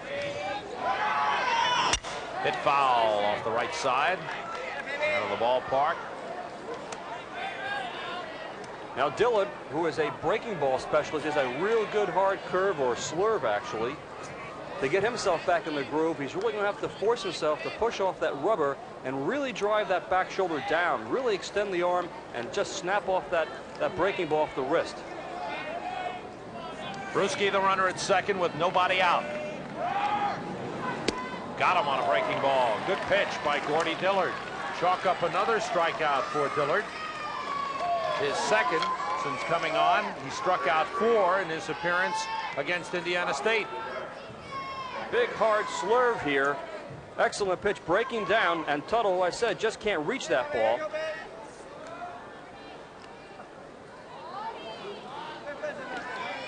Brings up the number 9 hitter, second baseman Bobby DeJarden. DeJarden had a base hit his first time up.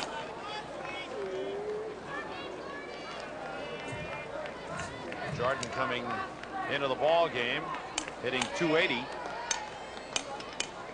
A freshman. He's looked good. Like the way he handles himself in the field, Sam. Excellent second baseman. Good breaking ball in the inside corner. Good pitch by Dillard. Now Dillard's having better luck now with that breaking ball. He will throw it consistently, particularly if he's getting the ball over for strikes. Seems to be getting back into his rhythm. Now you see, he's holding that ball there. They use the diamond ball here in NCAA competition, and the diamond ball has higher seams. That ball gets away from the catcher, Smith. And Bruschi rounds third. Smith falls down on the wet spot along the dugout, alongside the dugout on the warning track. That ball really skirted on Smith. Now he blocks the ball, but it hits his shin guard there, and the plastic just takes off, rolls almost into the dugout. I wonder if Smith got crossed up on that pitch. It was a tough breaking pitch. Well, if he was crossed up, I'm sure he went to the mound and talked it over with Dillard, particularly now with a man on third base. Doesn't want any more miscommunication. But the ball is breaking so sharply, just a tough pitch to handle, that's all. Count is 1-2 on DeJarden. Oklahoma State has brought the infield in. Back about halfway on the left side, all the way in on the right side. Now that's a tough play there for Oklahoma State to be in, because obviously now Bruschi's at third base, and DeJarden, pretty good contact hitter, has to put that ball in play, and he can score a run here.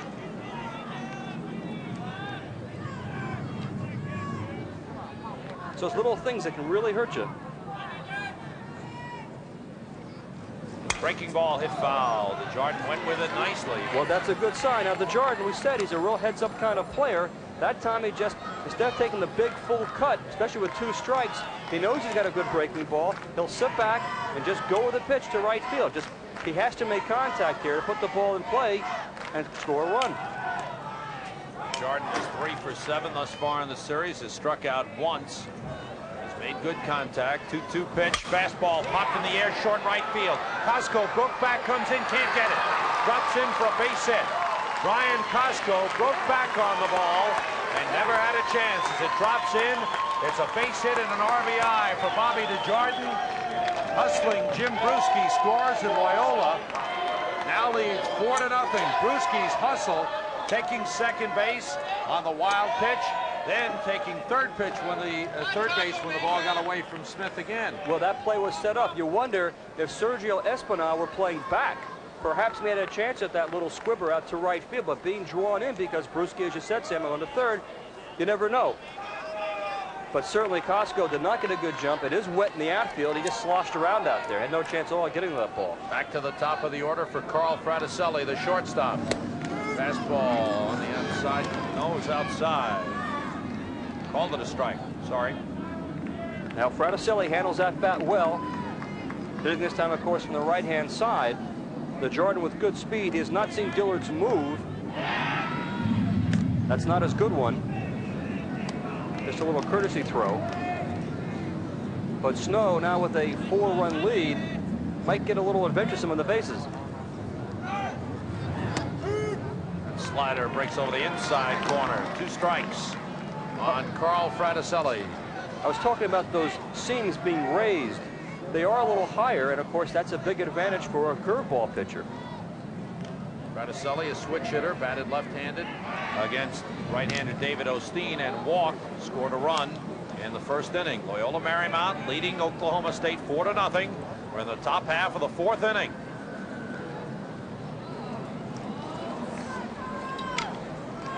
Again, soft toss over. You see DeJarden, he's looking into the dugout again to Snow to get his sign straight.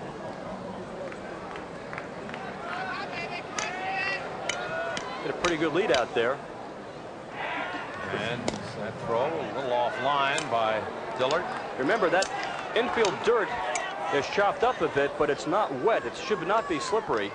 Should be a good running surface at this point.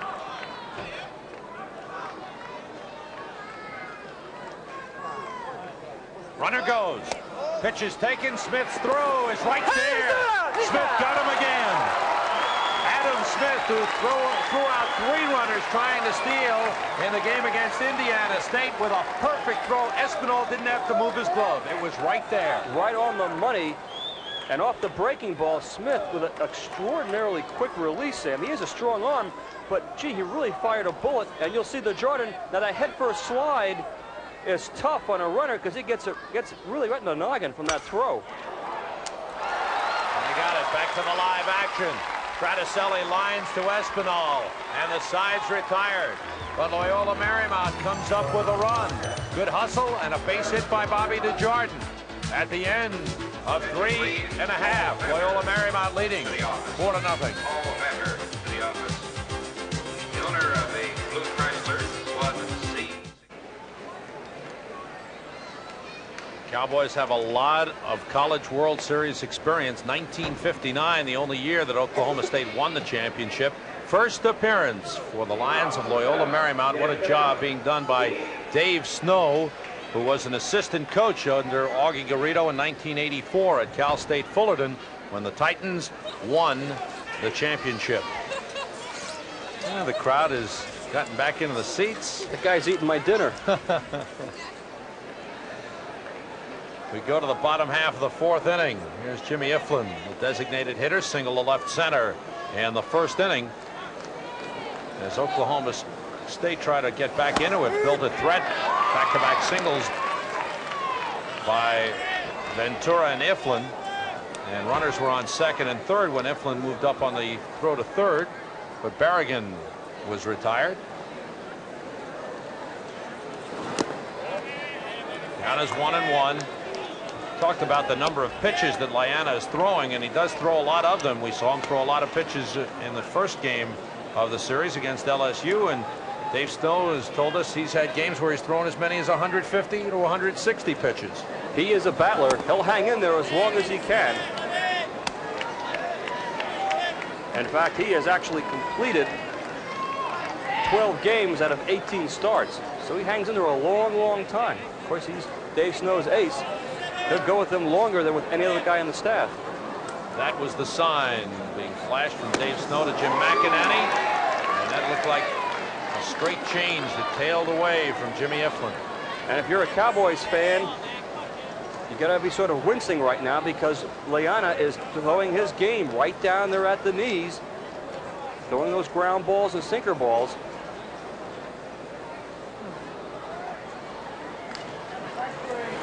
Inside, and the count is full. And of course, Gary Ward being down by 4 runs here. In fact, seeing the Cowboys being shut out. The Cowboys coming with such a great offense. You just haven't found the groove yet, but let's face it, they're seeing some awfully good pitching. Came into the World Series with a team batting average of .340. Fastball tails away, and Iflin has the leadoff walk here in the bottom half of the fourth inning. First walk given up by Tim Laiana. Now Laiana that time, he did walk Iflin, but he was around the plate. He's not missing high and away or down in the dirt. He's just around the black. Leadoff man got on in the bottom of the third when Anthony Blackman was struck out, but the ball got away from the catcher on a wild pitch. Blackman reached first, and Laiana got out of the inning with no trouble. Jimmy Berrigan, the first baseman, is in. Hits it hard down the left field line. Fair ball, rolling into the corner. Iflin's on his way to third. He's being held up. It's a double for Jimmy Berrigan. And that's what the Oklahoma State Cowboys have been waiting for. The bat of Jimmy Berrigan, who busts loose. He doubles, and they've got a threat going. One of the things I'm sure Gary Ward talked about during that break was swinging at that first pitch. If it's there, you can just be so patient just so long, Sam. That pitch was high and away. Berrigan said, okay, you throw me out there, I'll hit it down the left field line, and he does. Nice piece of hitting, and just like that, it's second and third. Second and third, nobody out. Adam Smith struck out his first time up. Only the second extra base hit in the College World Series in 3 games for Oklahoma State. The other one was a double by Robin Ventura against Indiana State. 4-0. Loyola Marymount leading it. Good pitch. The slider in on the hands on Adam Smith. And you can practically hear Gary Ward just curse on that one.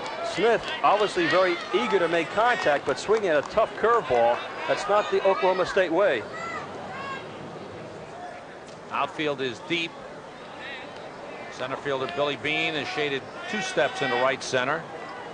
They play the alley in right field on Adam Smith. Taps it up the first base line. It kicks foul. And now the wind is beginning to blow in from the outfield. These outfielders will get a pretty good workout moving around that outfield tonight. The wind continues to shift. We're in the bottom half of the 4th inning. Loyola Marymount leading Oklahoma State 4-0.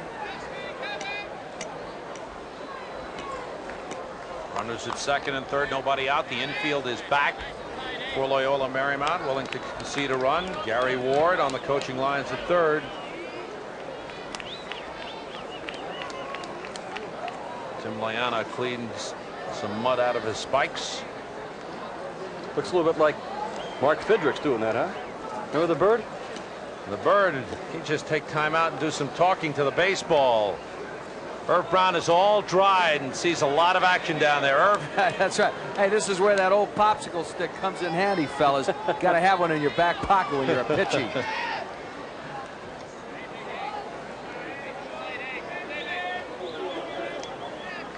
Layana head on the count. Waste that pitch. Well, he wanted to waste that pitch, but not like that. That's, of course, no deception at all to Smith. He wanted to miss that with that pitch right on the outside corner. That was, of course, 2 feet from home plate. Smith hitting .328 with not much power. He's a sophomore. Off the hands to Fraticelli at short, and the runners hold. 1 man out. Iflin started down the line and then went back. Even with the shortstop back, I thought Iflin could have made it, but he took about 3 steps and came back. It's a question, and now, of course, there's nobody out when this play originates, and Iflin doesn't have great speed, but he just said, Sam, Fraticelli's playing back in the outfield grass, makes the play. Now, of course, there's only 1 out, so rather being safe than sorry, he was a dead duck at the plate. You saw he took a few steps in, then went back to the bag. Either you go or you stay. You don't go halfway, then decide to go. Got to go right away when that ball is hit. Sure, sure. Scott Wilkinson, the center fielder, is in. 1 man out, runners at second and third. The lower part of the order for Oklahoma State has not been producing at all. Now, Wilkinson, of course, must make contact here. Infield is playing back. They'll give up the run. Wilkinson, number 7. Costco, number 8. And Blackman, number 9. Only 1 hit among the 3. On the ground at third. Donalds comes to the plate but throws it away. It hits the railing and bounces back to McInerney. Berrigan moves up to third. A real break that time for Loyola Marymount. Not in the sense that Donalds threw that ball away, but when he did so, he threw the ball over McInerney's head, and the ball came right back to McInerney. Otherwise, the Cowboys could have scored 2 in this play. Donalds has a chance to throw him out. He had time to get him at the plate, but he threw it high. McInerney plays that ball like a goalie off the wall.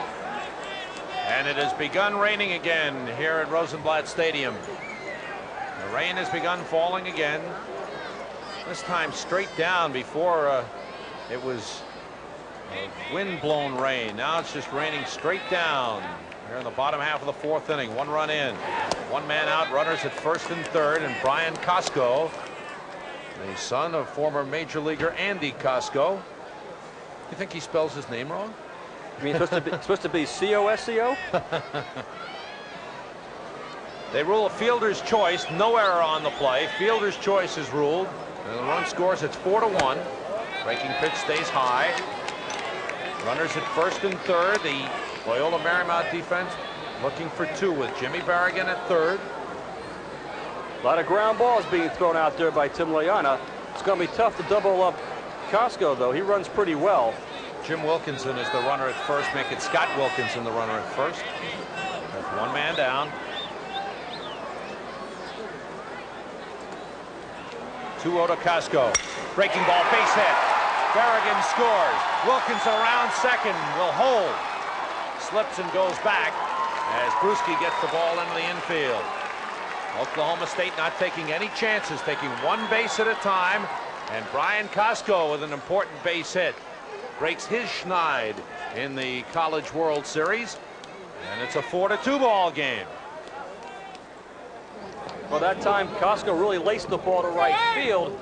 Now, Oklahoma State definitely wants to be, I don't want to say conservative on the base paths, but they want to make sure that they don't run too many outs. Now, before we saw that play, when Iflin scored from third base, Donalds probably would have had him at home with a really good throw. Rain falling. We're in the bottom half of the fourth inning. Loyola Marymount leading Oklahoma State 4-2. We had an hour rain delay, a little over an hour rain delay. Number 9 hitter, left fielder Anthony Blackman steps in. One of the things I love about a guy like Blackman, who bats lefty and runs well, is he has to pull in the third baseman. And the third baseman, Donald's on the grass. He's got a man on second base. Missed the bunt. Now what this does, you put the third baseman under a real squeeze type of situation, because he knows he's got a guy on second base who might run, he might steal. At the same time, the guy puts a bunt down. You really got to be thinking a lot of third base. It's one of the few times in the game where the third baseman has to really be on his toes for action from different directions. One strike on Anthony Blackman. And excuse me, Sam, what it does, of course, also is it cuts down his range to his left. There's a big hole now between Fraticelli and Donalds in the infield. Tim Loyola, he's thrown a lot of pitches. He's had one rain delay, may get another soon. Hit hard over Fraticelli's head to left field. Around third is Wilkinson, he'll score. And it's a 4-3 ball game. And the bats of the Cowboys are coming alive. 3 base hits here in the bottom half of the fourth inning. Wilkinson brings in the run to make it 4-3. Fraticelli only stands about 5'8". Made a valiant effort to get that ball, but not enough glove. Went into left field for a base hit. Nice piece of hitting by Blackman. Just strokes that ball nicely to left field. And you see Tuttle have a hard time picking that ball up out there. Slipped on the wet grass. And that's going to prompt the visit by Dave Snow to the mound. Herb Brown, what do you see down there? Tell you what I see, Sam and Rick, not nearly the pop that Loyola had. That rain delay hurt him. I know he's a tough kid. I know he's a strong kid. That thing really hurt him. Plus, if we have another rain delay and things are looking in that direction, it really favors Oklahoma State. They have twice the pitching depth. Rain falling straight down. Not too much wind right now, so this could be rain that will be with us for a while. The ground crew is in position to bring the tarp out again. Even the Maniac is trying to keep dry. The difficulty here is that the tarp is now wet with water and mud, and that will make it more difficult to get it out. The infield is now getting wet with the rain falling. Before, they did a great job in getting the tarp out and covering it. I talked about the fact that after an hour rain break, sometimes it's a whole new game, like a doubleheader in essence. So if the Lions win the first game 3-0, now the Cowboys have a chance to turn the tide. We're going to get some warm-up action in the Loyola Marymount bullpen. 3 runs.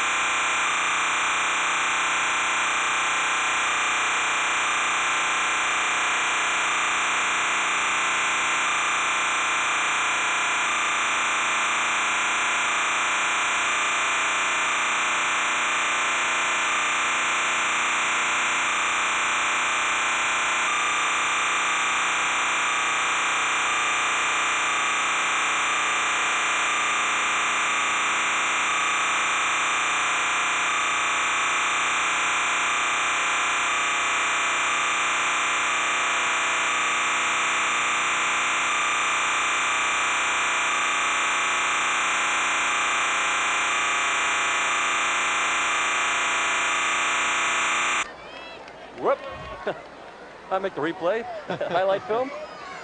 Monty Farris steps in, still only one man out. 5 runs in for Oklahoma State. The Cowboys have taken a 5-4 lead. Sergio Espinal on at second with a double. 15th double of the season for Espinal. Farris is still looking for his first hit of the series. Takes a slider for a strike. Now what's happening with Loyola and his mechanics, he's beginning to fall off very strongly to the first baseline. What he wants to do is stay under control and come to the plate. 2 men now warming up for Loyola Marymount in the bullpen. Left-hander Eric Reinholtz and right-hander Steve Polk. That breaking ball right back to the screen. Slipped out of his hand. And McInerney slips on the wet grass. So that pitch slipped out of the hands of Loyola, and McInerney a little shaken up as he went down hard on his back when he slipped on the wet grass. Wild pitch. Espinal moves up to third. And now the umpire is out to the mound to check the mound. What they did, Dan Peterson, the home plate umpire, going out to the mound, after the rain delay, the ground crew came out and fixed up the mound again. In other words, they filled in the dirt in front of the rubber. As a consequence, Loyola has to go back to refixing that mound the way he wants it. Yeah, but now with the rain falling, it's getting muddy on the mound. You also notice he took that tape off, that inspirational tape. Count is 1-1 on Monty Farris. Runner at third with 1 man out. Infield is back for Loyola Marymount. Breaking ball. He went around. Count is 1-2. Freshman shortstop Monty Farris has had an outstanding season. Good-looking prospect. He's really helped solidify the infield defense along with Robin Ventura on the left side. Now the infield's moved in, and the pitch off the hands back over our broadcast booth and out of the ballpark. Now as it gets wet out there, one of the effects that sometimes the fielders don't pick up on is the fact that the bat itself gets wet, the barrel of the bat. And with aluminum, with that ball coming off the aluminum bat, it does tend to put more of a slide on it. It really sort of skirts out there. See the spikes of catcher Jim McInerney. The mud clumped up. Infield is in on the 1-2 pitch to Farris in the dirt, and a good block by McInerney. Nice play that time. He just really kept that ball, boxed it in front of him. A steady rain falling as we continue play. There are no postponements of a game. If they could not continue play for some reason, if the rain continued and there was a rain delay, it would be a suspended game. They would pick it up. Hit in the air foul off the right side. They would pick up the game at the point it was halted tomorrow if there were a rain out. That's an important point, Sam, that there's no such thing here as a 5 innings rain out. That's it. The game is halted. They just keep going. Everything is for real. Everything counts. It will be played to completion. You see, the wind has died down. The rain with the rain clouds right overhead, just rain falling straight down here. Breaking pitch stays inside, and the count is full on Monty Farris. Farris leads the team in walks. He's one man who will stave off the pitches and work on the pitcher. See the water dripping off the helmet there. That can be a distraction to a batter. 3-2. Hit hard, base hit.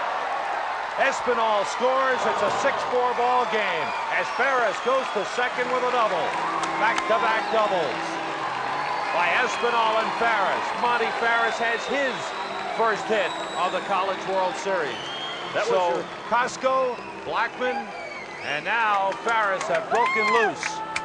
That was your basic bread and butter hanging curveball right in the wheelhouse of Monty Farris, who just laced it down the left field line. Now Loyola is really losing his stuff out there. He can no longer get the sinker, the knuckle curve down in the strike zone. As a consequence, he's going with the fastball. He's missing with fastball. The curve is hanging up in the batter's faces and just teeing off on him. Now the question, the strategy for Dave Snow is how long do you go with your ace? That's it. It's all over. Dave Snow is going to the mound, and he'll bring in the left-hander, Eric Reinholz, to face the left-handed hitting Robin Ventura.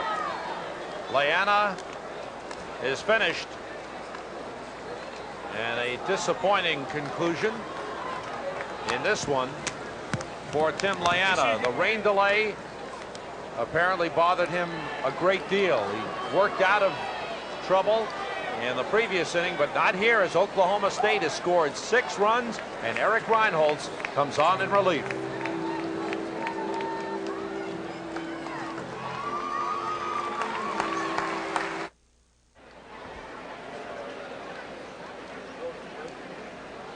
Umpires Dick Zivick and Bill Rosenberry getting a little protection from the maniac as left-hander Eric Reinholz warms up on the mound, coming on in relief of Tim Loyola here in the bottom half of the 4th inning. Reinholz is a junior from Huntington Beach, California. This is his 26th appearance, making 27th appearance of the season, all in relief. A record of 5-1 with 2 saves.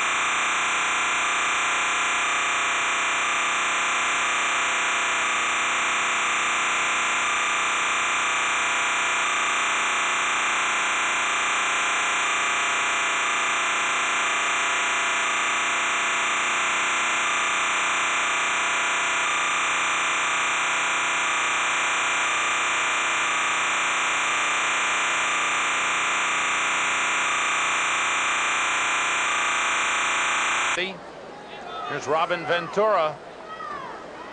Ventura is 1 for 2 in the ball game. Got a single back in the 1st inning. Oklahoma State has come up with 6 runs here in the bottom half of the 4th inning. 1 man out, a runner at second. This is the 9th batter of the inning for the Cowboys of Oklahoma State. Eric Reinholz, younger brother of Jack Reinholz, who pitched on the champions of 1984 at Cal State Fullerton.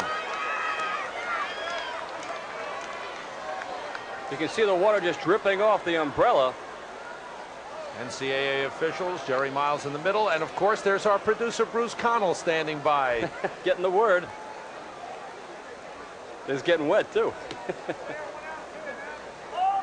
Now, Sam, you hate to talk about the weather playing such a critical role in a game like this. And of course, this one is hit hard and deep to right field. Gets in there for a base hit. Bruschi gets over to play it on a bounce, but in to score is Monty Farris. It's an RBI single for Robin Ventura, and Oklahoma State leads it 7-4. Not to say that Tim Loyola would have been figured out by Oklahoma State, but there was no question at all. He was just moving right along, cruising along. And Ventura seemed to...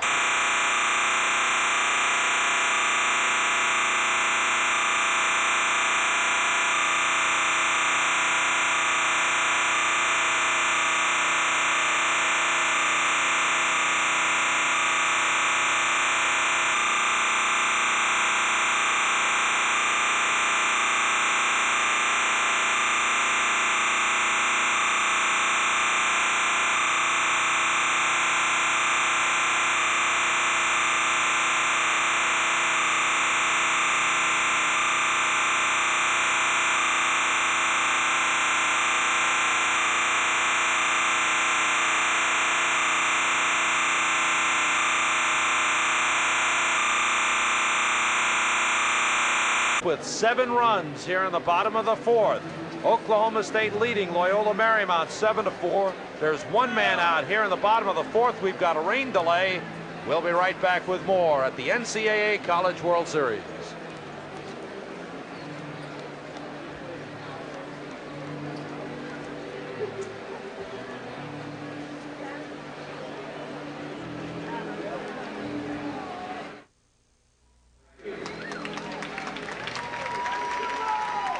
Sam Rosen, Rick Wolf, Irv Brown at Rosenblatt Stadium in Omaha, Nebraska.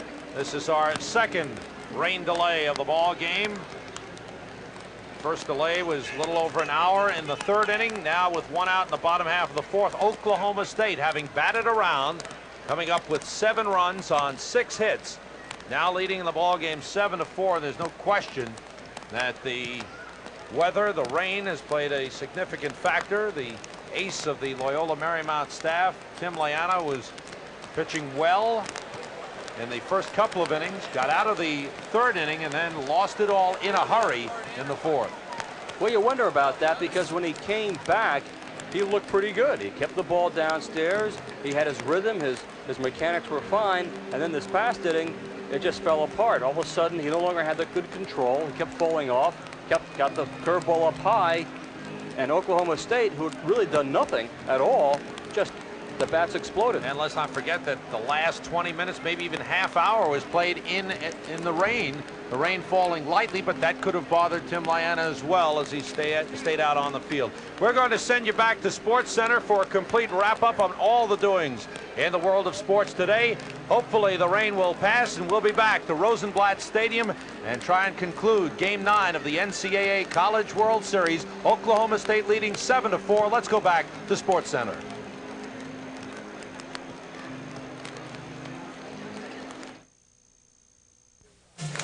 It was obvious we might have to dodge some raindrops to complete the elimination round on Wednesday in Omaha, Nebraska. But early on, the wind in Rosenblatt Stadium was blowing out, and Chris Donalds of Loyola Marymount took advantage of that. He went the other way with a 3-run homer, and the Lions had jumped up on top of the Cowboys of Oklahoma State.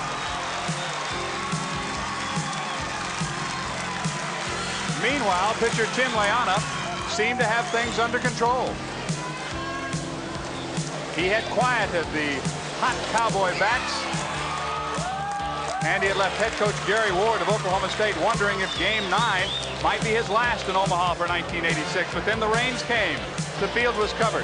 The fans headed for cover. A 1 hour and 16-minute rain delay. And during that time, the Cowboys regrouped. But first, there was more for Loyola Marymount. A base hit the other way by Bobby DeJardin, and the Lions were ahead 4-0. But then it all started to slip away in the rain of Rosenblatt Stadium. Chris Donalds attempted to go to home. The ball sails away, and that opened the door for the Cowboys of Oklahoma State. The rain continued to fall.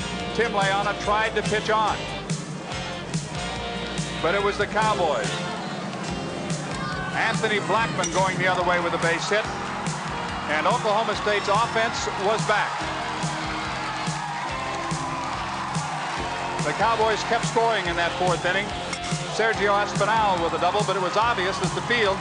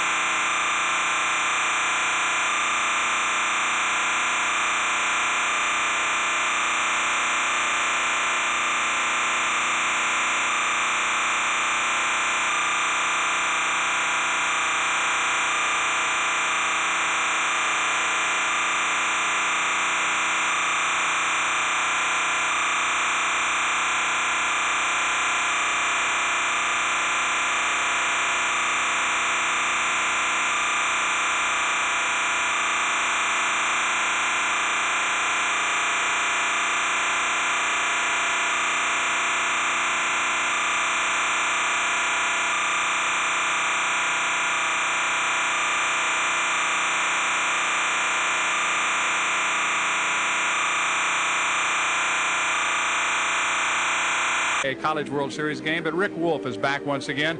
And what a great friend that rain turned out to be for the young men from Stillwater, Oklahoma. Boy, it sure did. In fact, I even got a bit of a chuckle from Gary Ward because he knows that rain really put his Cowboys back in the game. The Cowboys want to swing the sticks. Their offense has been quiet so far, but boy, that rain came in. What a difference. And even though we're only in the bottom half of the fourth inning in the game, both starting pitchers are gone. Let's talk about the two left-handers who are now on the mound. Very similar type of pitchers. Gordy Dillard for Oklahoma State has a very hard slider, curveball pitcher. And of course for Loyola Marymount, Eric Reinholds came in relief of Tim Layana, again a lefty curveball pitcher. But look for a quick hook with both these guys. And of course both teams have had some time to think about their situation. It's better obviously for Oklahoma State. Looked for a while like Gary Ward might be headed back to Stillwater, Oklahoma, but he's still very much alive, and he's downstairs right now with our own Irv Brown. Irv? Thank you, John. Come on, rain. Boy, I tell you, things were productive after that little shower. Yeah, I don't know if it just settled us in. I'm sure it was unfair to Liana. He had gone out and got a good lead and had the wind blowing in, and we were very pleased at the rain. It got us an opportunity to kind of settle in, and of course it gave him an hour and 20 minutes to kind of lose his concentration. Then we put together the best offensive inning of this tournament by any ball club, and I think we got some people involved in our offense, and there's a good feeling in the dugout, Irv, right now that we can do that and do it often through the remainder of the tournament. Going with Dillard, you don't have to burn a starter. He's a reliever. He's used to this. Yeah, it's very important.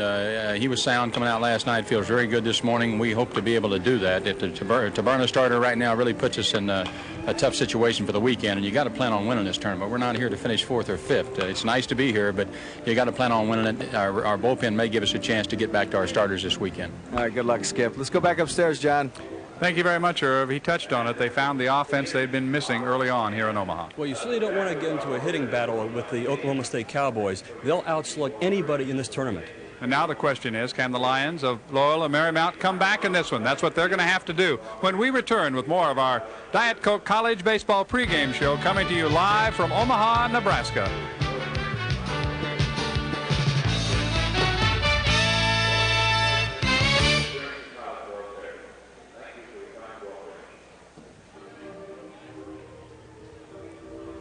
Certainly the rain of yesterday was a big help for Oklahoma State. It was a very disappointing day for Tim Layana. He's the young man who really had all the problems. He sure did. In fact, he is a sinker ball pitcher. Now, he ran into problems, John, not after the rain because the pitcher mound was still very dry, and he could get a good push off, and he landed very nicely off the mound. But once the rain began to come again in the 4th inning, then he had real problems. You see, scraping the mud off his cleats, hunting that left foot. And as he told me before the game, he just couldn't get the ball down. He couldn't get the good landing off his delivery. As it turned out, the ball was high, and the Cowboys took advantage of it. But they did not protest at that time, which may have been a critical mistake on their part. It may have been. You don't want to criticize Layana or his coach, Dave Snow, but you have to wonder, hey, go out to the umpire saying, look, this is dangerous out here. My kid may get hurt off the wet mound, and it may turn out to cost him the game. So Dave Snow is in the situation where he's got to come back and try to get his Lions back in the game.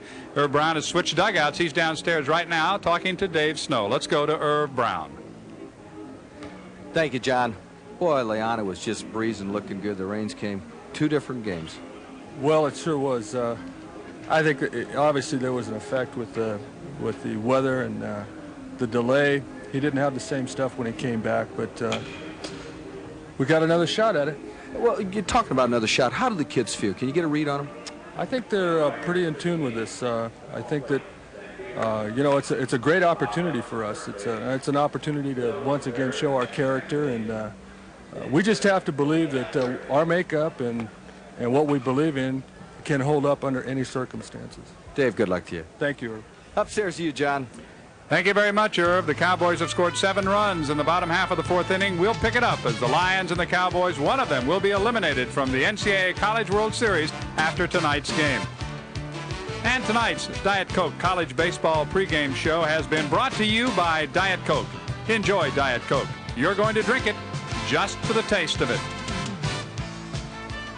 The rain has stopped. Baseball is back. The Lions are trying to regroup. We'll find out if they can come back against Oklahoma State here in Omaha, Nebraska, right after this.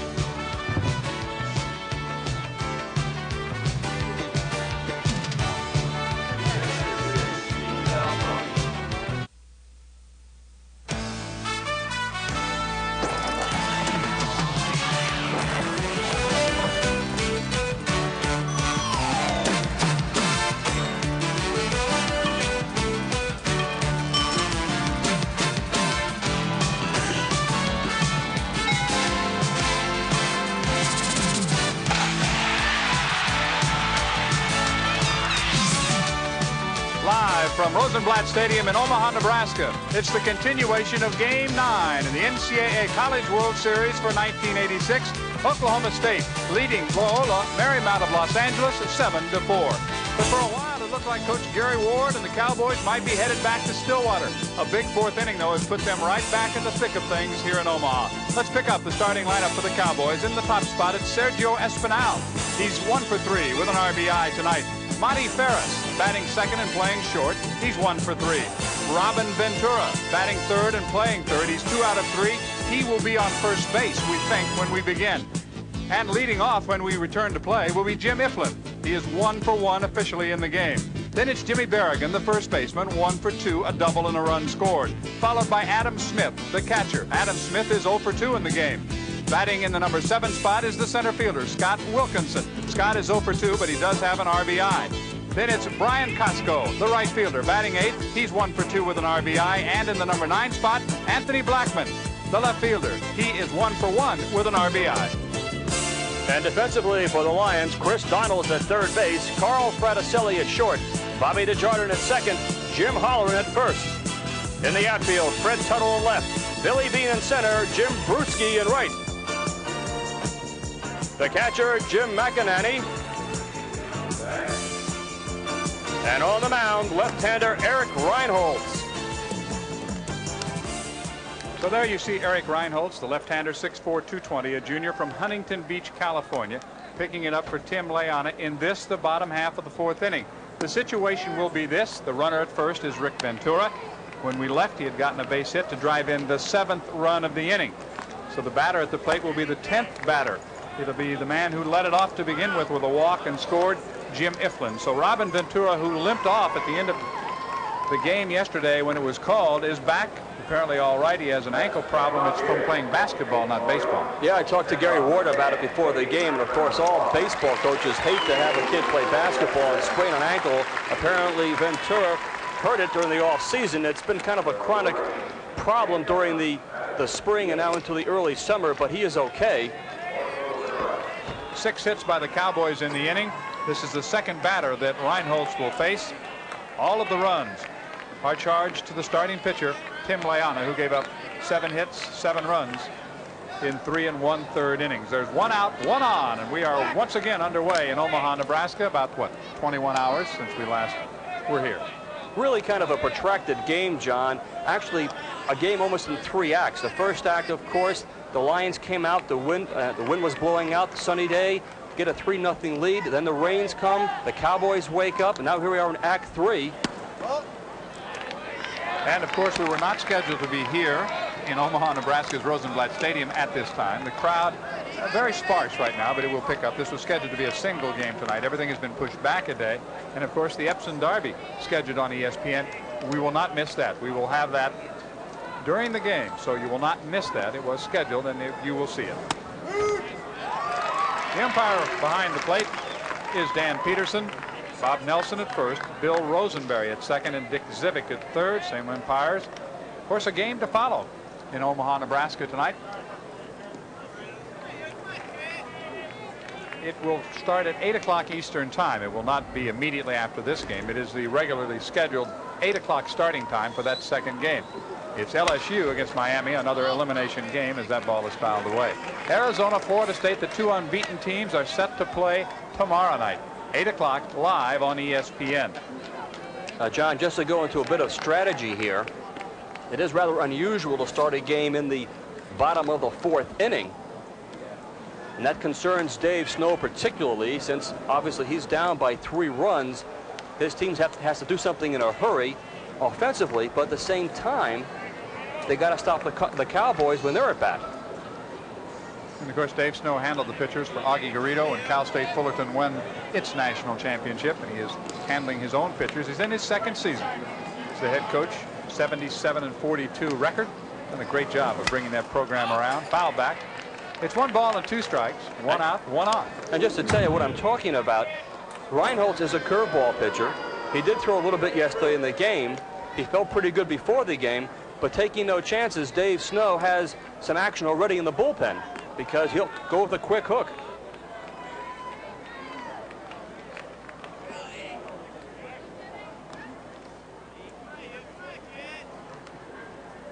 1-2, and what a change from yesterday in the drizzle and the rain of Rosenblatt Stadium. They've done an excellent job of getting the field ready.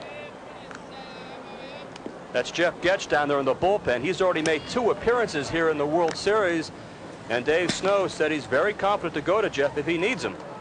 So Getch is the pitcher in the bullpen. There's a quick toss to first. The Lions of Loyola Marymount 50-14 coming into this one. Play a lot of games on the road, 24-8 at home, away from their home ballpark, 26-6. So they play the same number away as they do at home. Of course, some extra games added on with the NCAA regionals, the West Regional won by Loyola Marymount. Ventura at first came in batting .457 and is 2 for 3 in the game. And the Cowboy bats came alive in this inning for the first time in Omaha.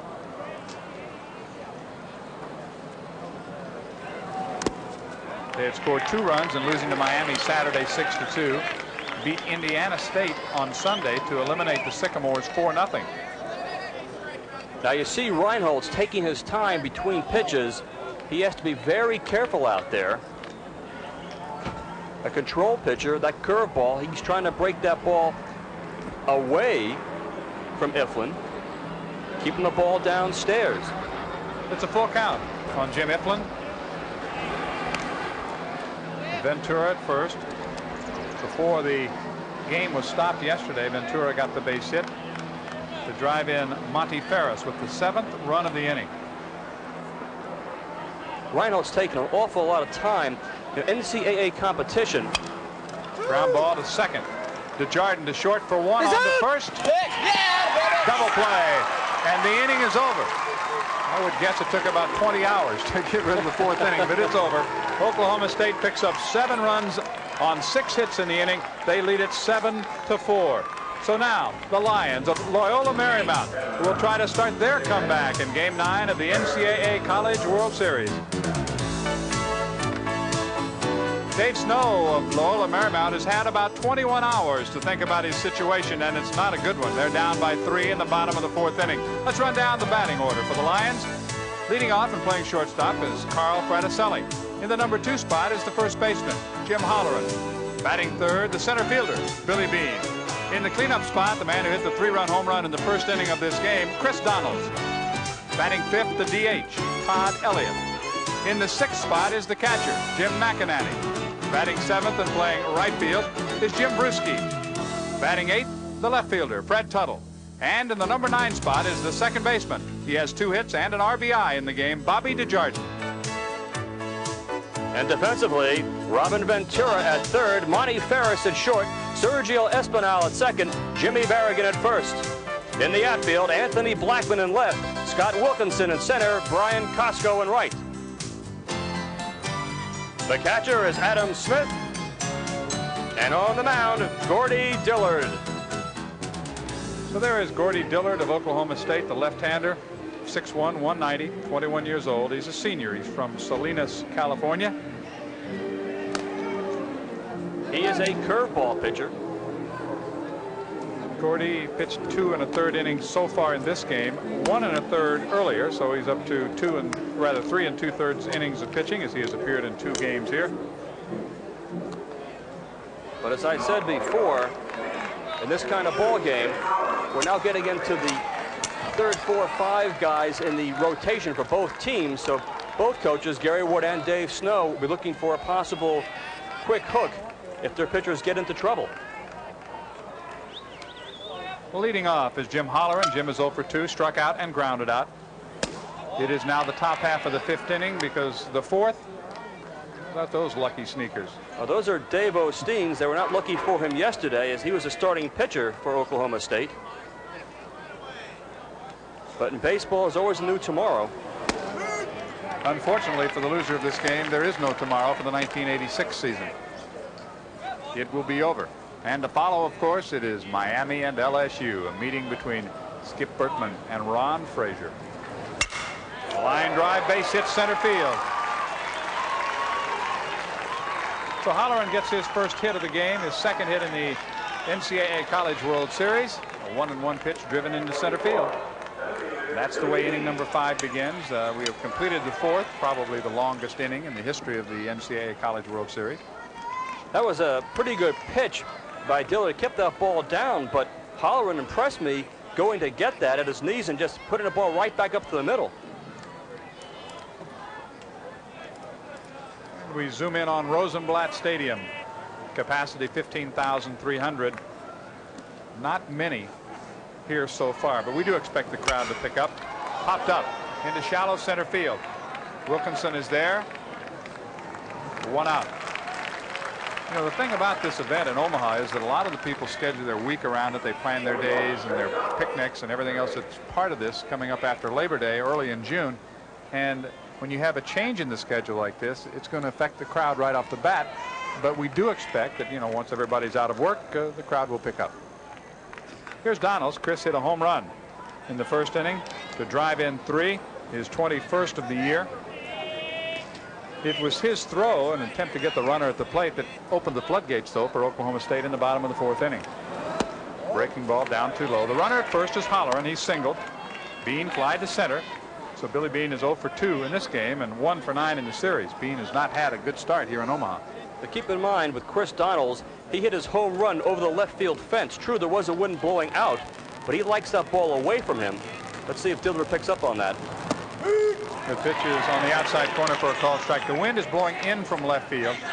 It's not real strong. It's not really a big factor in the game. It could pick up a little bit tonight. Of course, we are expecting that tomorrow, when we're here for that winner's bracket game between Arizona and Florida State, it'll probably be blowing exactly the opposite way, and it'll be about 20 degrees warmer. It's supposed to be a little warmer tomorrow. 1-1. Oh, good pitch on the outside corner. Donalds couldn't handle it. He wanted that pitch, though. You saw him jump on that. His very quick wrists. Like most left-handed hitters, he'll go very well to left field, just sit back on that ball and slap at it. That time, however, he actually got ahead of the pitch. One of those guys who chokes up with 2 strikes. Fouls it away, and Dillard continues, Rick, to pitch him away. They play him to hit the ball to left in the outfield, shifted slightly around in that direction. Quite a bit of room in right center field for Chris Donalds.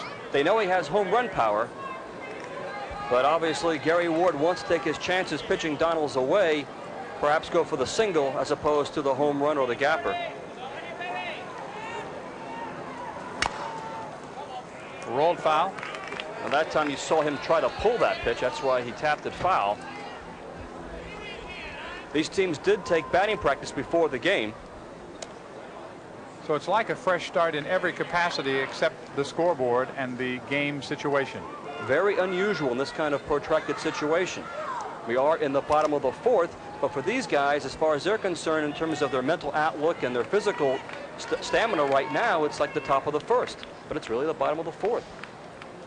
Well, it's really the top of the 5th. Yeah. Top of the 5th. Whatever inning it is. It is a 7-4 lead for the Cowboys of Oklahoma State. We've been waiting to see the Stillwater Slashers. Boy, pretty good pitch. Just missed. It's 2-2. Dillard wanted it, did not get the call. We talked about the fact the strike zone is wider, but the strike zone is not any larger vertically. That ball just missed the top of the strike zone. The count is even at 2-2. There's 1 out with 1 on. The Lions from LMU batting in the top of the 5th. Moved to first by Dillard. Just to remind Holloran that he's there. Now with both these pitchers, both Dillard and Reinholz, the fact they're both relief pitchers. That ball's hit hard down the right field line. It'll go for extra bases. Holloran around second. He's on his way to third. Smith, the coach, will hold him. So runners at second and third with 1 out.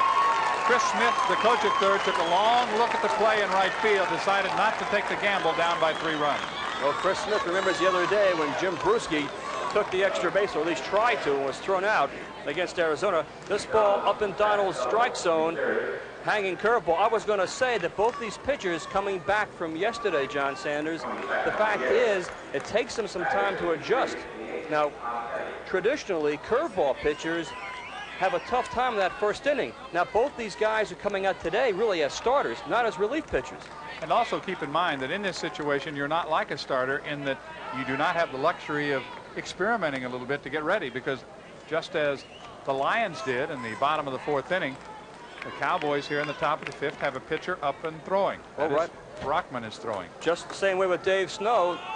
Last inning, once again, Gary Ward has somebody in the bullpen. Both coaches would go with a very quick hook today. Fly ball into center field. Coming on quickly is Wilkinson. Can he get there in time? Yes, the runners will have to hold. It was a long run on what probably is a slow track out there, Rick, because of all the rain, but it was a nice play by Wilkinson. Wilkinson got a poor jump on that ball, and it is still a bit damp in the outfield, but he came on strongly and made the play. There you see Marv Rockman,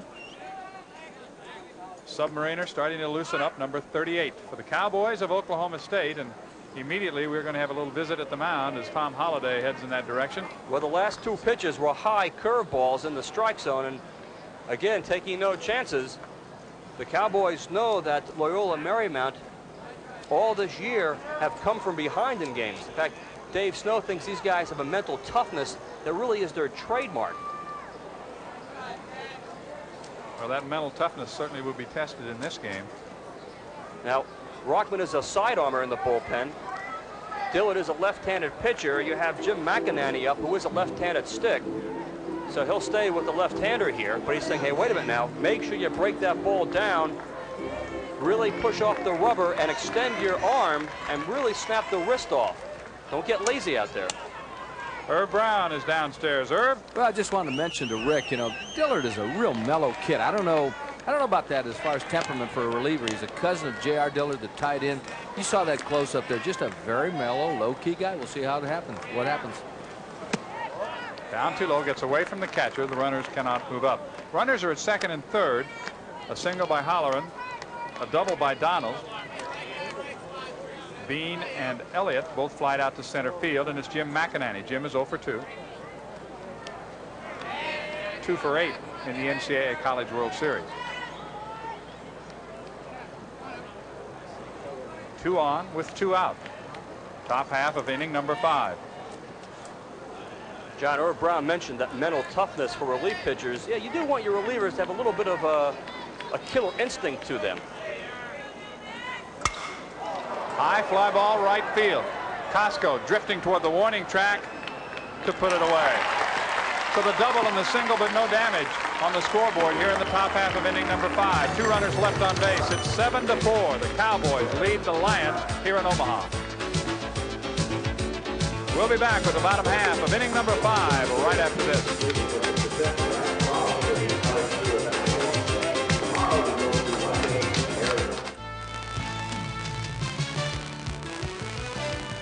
Tonight's NCAA College World Series Game 9 on ESPN is being brought to you by Dickies.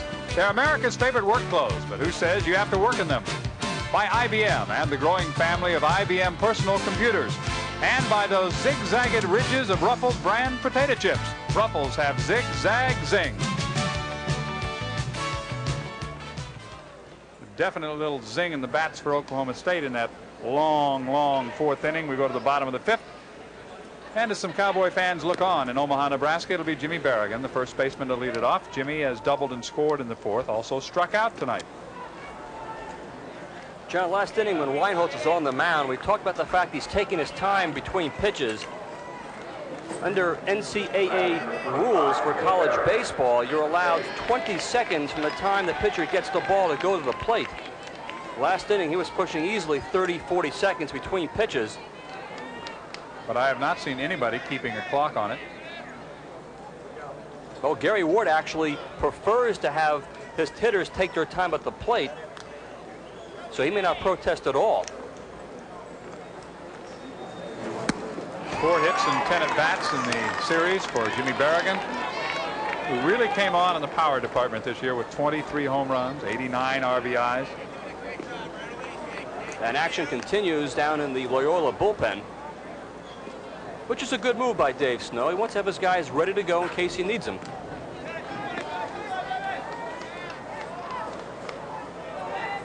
Well, keep in mind, this is an elimination game. The loser is finished for 1986 in Omaha, Nebraska.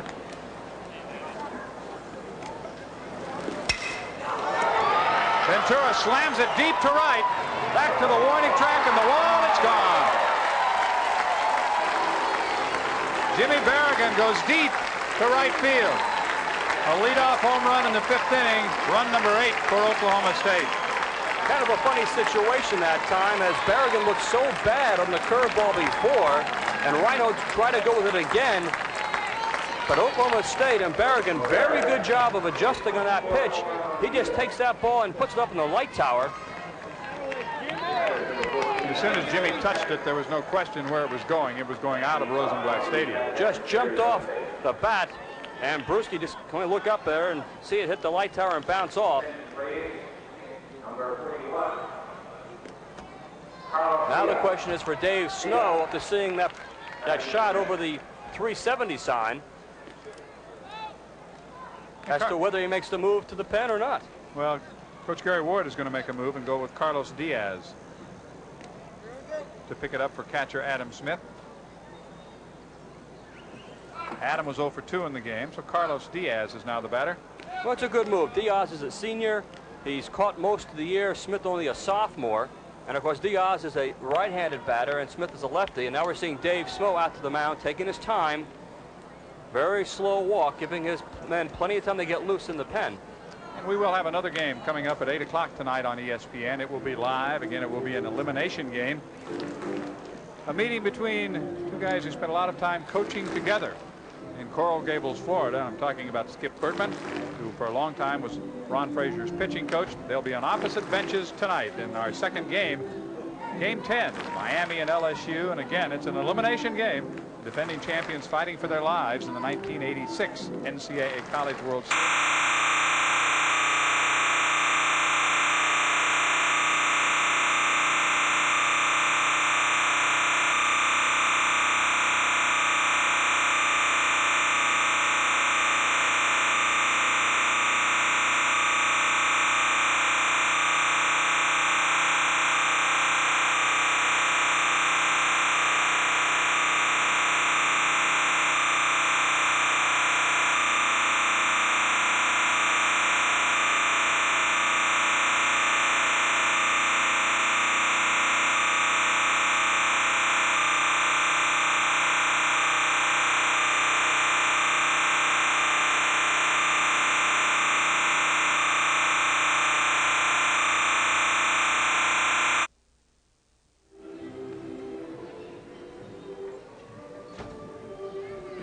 8-4, Oklahoma State on the strength of the leadoff home run by Jimmy Berrigan in this inning. That is Jeff Getch. He's the new pitcher. You can see what he has done thus far. He has been busy. Reinholz will get credit for working 2/3 of an inning. And let's go downstairs to Irv Brown. Irv? You know, it's interesting because Berrigan and Ifland are fly ball hitters. Look at the swing here, Rick, because this guy gets all of it. He pivots the back foot, he locks the front, and all of a sudden their first dinger of the College World Series. And listen to these people down here. That 7-run inning that they had really did amazing things for their confidence. You know, this ball club's very capable of what we just saw. Irv, hitting is very contagious, and the Cowboys are a little bit timid, wondering what was going on. Here they score all these runs all year. They get here and do nothing. And as you say, once the fireworks started, they're just continuing. So Getch is on in relief. He's from Costa Mesa, California, the junior. Goes a strike to Carlos Diaz, who is pinch hitting for Adam Smith.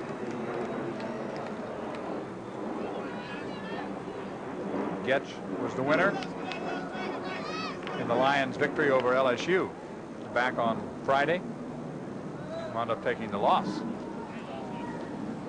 as they fell to Arizona 7-5 on Monday. Getch is primarily a hard thrower. This is his third appearance in the College World Series. Goes with the slider for the out pitch. But we've already seen with Eric Reinholz threw a double play ball and a home run, and he's gone. So Snow's taking no chances at all. He used the entire team. Pulls it to the third baseman. Donald's up and throwing. The tag applied at first, and that's the first out. Holloran came off the bag to put the tag on the runner, Carlos Diaz. And again, John, I go back to the point that for these kids, it seems as though it's just the beginning of the game, or the first or second inning. We are in the fifth. But, you know, when you get into a game situation, you always feel as though that the first couple of innings, you're just getting into it. And now these guys are under the pressure, particularly Loyola, of really having to produce in a hurry. They are, at this point, down by 4.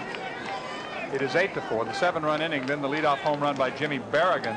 And I mean, Berrigan buried it over the right field fence. Real shot. Basically, you don't want to panic out there. You just want to chip away. But it's awfully tough not to want to say, hey, wait a minute, it's slipping away very quickly from us. And as you said, the feeling that you've just started a game, and then you look at the scoreboard and you realize it's almost over. We're more than halfway through. Wilkinson is 0 for 2. He drove in a run on a fielder's choice in that 7-run fourth. Takes a called strike. 2 balls and 1 strike. Berrigan opens up the fifth with a home run. Carlos Diaz picks it up for Adam Smith and grounds out. That's where we stand right now. 1 out, nobody on. They play Wilkinson basically straight away. Right on the inside corner. They play him straight away, but we've seen Loyola Marymount. Their outfield once again plays extraordinarily deep, even though the wind is blowing in. That's respect for the Cowboys, as well as the fact that that's the way they like to play in this ballpark, play deep. 2-2 pitch. Full count. And that is in contrast to many of the other teams here in Omaha. Most of the teams are playing very shallow. It's a big ballpark, 420 to straightaway center, plus a 20-foot fence there, but 370 in the alleys, and that's not actually the alleys because it goes out a little bit farther. Right. So the walk with 1 out. Well, Dave Snow is saying that he feels his outfield is good in terms of defensive play, but they aren't the quickest outfield. So his feeling is he wants the guys playing a little deeper than normally because he feels they have a difficult time going back on the ball. He wants to cut off the gap. You look at our broadcast position, obviously cameraman John Woodhead. Woody's out and about, huh? Yes, we have the palatial spot up here. Best seats in the house. No, the people at home have the best seat. The third pitcher for the Lions, Jeff Getch, on the mound now. Now, Oklahoma State doesn't like to run that much, but if they are going to run, they will run when they're ahead in the ball game. Costco drove in a run in that 7-run fourth inning. Takes a strike. So Bryan is 1 for 2 in the game and 1 for 7 in the series. And so far in watching Getch throw, doesn't have the real good pop on his fastball we saw a few days ago. And yes, that is the sun trying to sneak through. It's been cloudy most of the day in Omaha. Looked like rain. Not nearly the heavy rain that. Very close. Very close. Wilkinson just getting back before Holleran could put the tag on him. Just getting that hand in. He was not leaning the other way, but he got off a little too far from first base. Holleran with that outfielder's glove making the swipe tag. It is still Bryan Costco at the plate. Cowboys try to keep it going. Nope, again. Says the umpire at first, Bob Nelson. Getch has a very quick move to first base, as you see.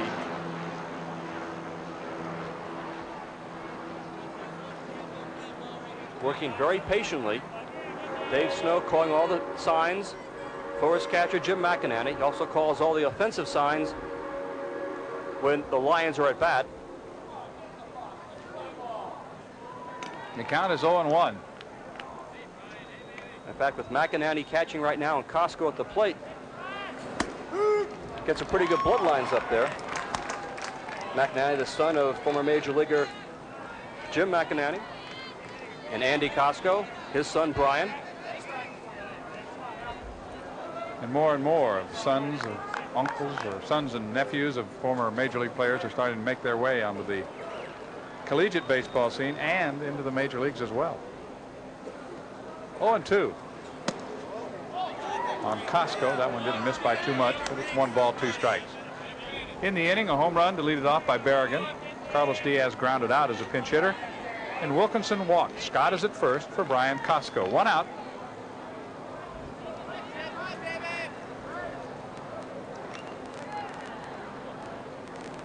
Finally, Costco steps out. And I think the fact that the coaches call so many of the pitches is one of the things that makes the game so long in college baseball. Well, particularly with the Lions and Snow making every pitch count here. What do you know? He's out. He pulled that handoff too soon, and Holloran, very alert, kept the ball there, put the tag on him. So the out is recorded. You know, you see that every time in high school and college games, as the first baseman Holloran gets the ball, just waiting for that runner to take his hand off the base. This play never works. It did that time. Holy smokes. Oh, an embarrassing moment for Scott Wilkinson, as Costco drives one into left center field. It's cut off out there by Tuttle, but Costco will cruise into second base with a double. Boy, that's a big play with that pickoff. And again, Wilkinson, who was picked off. Now look on the replay here. Perhaps maybe Holloran knocked his hand off the base. Let's see. He swipes at him. Looks like the glove got him in the face. And instinctively, as he reached up to touch his hand to his face, that's when he took his hand off. That's when he got tagged. But that costly pickoff now, because with Costco with that double, perhaps he could have scored. Certainly would have had runners at second and third and one out instead of second base and two outs for Anthony Blackman. Anthony got a base hit in the fourth inning. And Blackman, who's been struggling, went with that pitch against Loyola yesterday very well to left field. Just slapped it out to left field for a base hit. Let's see if Getch goes opposite way on the outside corner with Blackman. Ground ball to second base. Bobby DeJardin. The throw out Blackman and the inning is over. So the double with two outs, but no damage in the fifth inning. It's 8-4. The Cowboys of Oklahoma State as they add one more on the strength of Jimmy Berrigan's home run. Bruschi, Tuttle, DeJardin when we come back.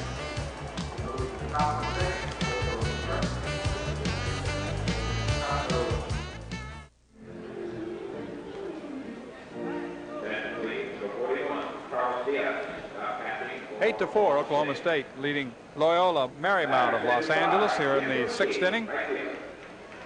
Jim Bruschi will lead it off. Yes, it seems like we've only begun, and it is the sixth inning. That's because the first four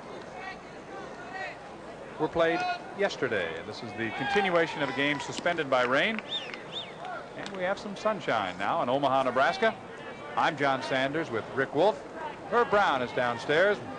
Joe Morgan will join us for the second game, which is Miami and LSU, to follow at 8 o'clock Eastern time. It will not start until 8 o'clock. Keep that in mind. Normally, there are 50 minutes between games here in the NCAA College World Series, but because this is a suspended game, we will not begin until 8 o'clock. Jim Bruschi, as you saw, is a free swinger, has excellent pop on that bat.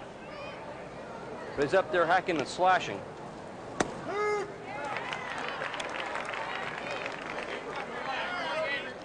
He's the kind of player that can carry a team like Loyola. He was the MVP of their regional with 4 home runs. Up too high. Herb Brown. Let me mention a couple things. I thought Rick made an excellent point on tempo. Loyola Marymount is playing right into Gary Ward's hands. This is the tempo Oklahoma State likes to play. They don't like to play a Miami, an upbeat team. One other thing. Dillard is not lively, Rick, with the body. The arm is okay. Back to you guys. That's Ventura at third with a strong throw for the first out. Herb, go ahead. I was just going to mention, John, that Dillard is not really lively with his body. He hung a couple of curves. He got banged the last inning. That's what they're concerned about here in the dugout, and I can see why the concern. The arm is fine. There is no problem. They want his body more active and more lively, if that makes any sense. Steve Polk will be the pinch hitter. Yes, that makes sense, Herb. Everything you say makes sense. Fred Tuttle had struck out twice in the game, so picking up for him will be Steve Polk. Steve is a pitcher also. We'll see what kind of changes this means defensively.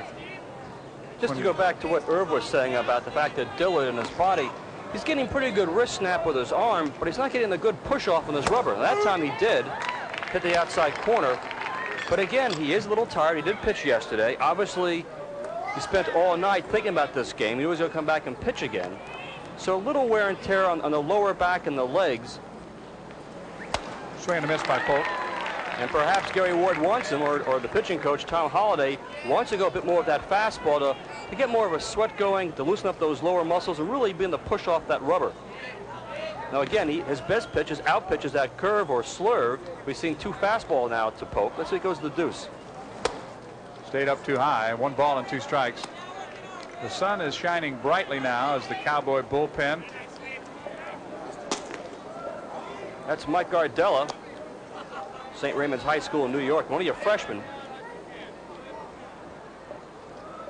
Another lefty in there right now, Dillard. Swung at a bad pitch.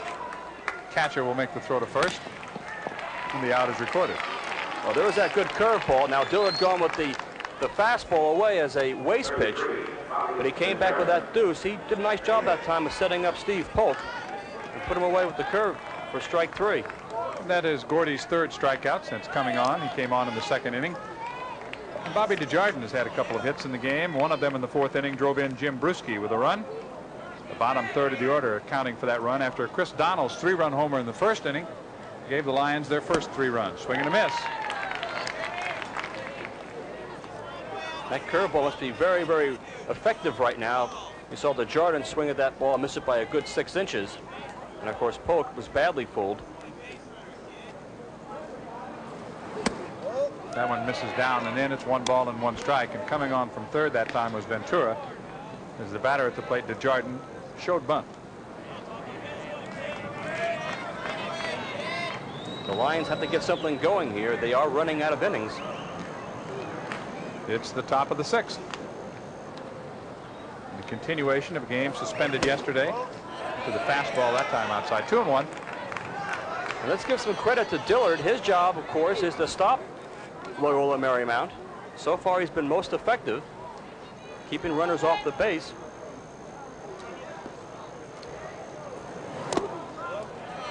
Three and 1. In the bottom of the 5th, he gave up a single to Jim Holleran and double to Chris Donnells with 3 fly balls, and there was no damage. The only run we've seen today is the home run by Jimmy Berrigan. They're keeping score along with us. I think he's keeping score, don't you think? Absolutely. Well, Desjardins has been on base 3 times now. That's the first walk by Dillard. You know, John, we all talk about the fact that coaches do keep score during the course of the game because they are looking for trends. Sometimes you get so caught up with each pitch that you lose sight of the entire perspective of the ball game. Now, like in yesterday's action, as Liana kept throwing ground balls, it was a tip-off to Gary Ward that he wanted something to happen. As it turned out, it rained.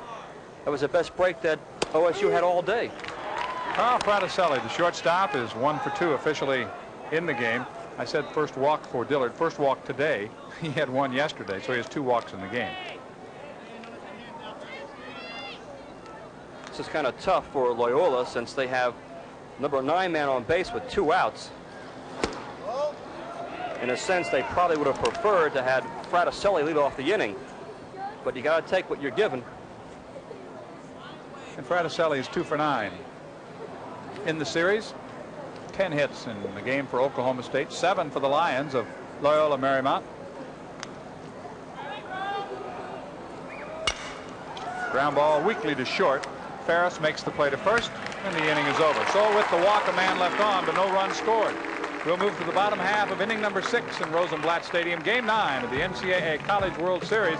It's the Cowboys by 4 as Espinal, Ferris, and Ventura head for the plate.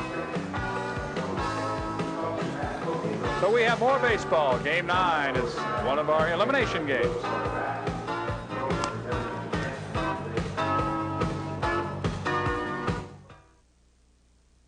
Yes, it does.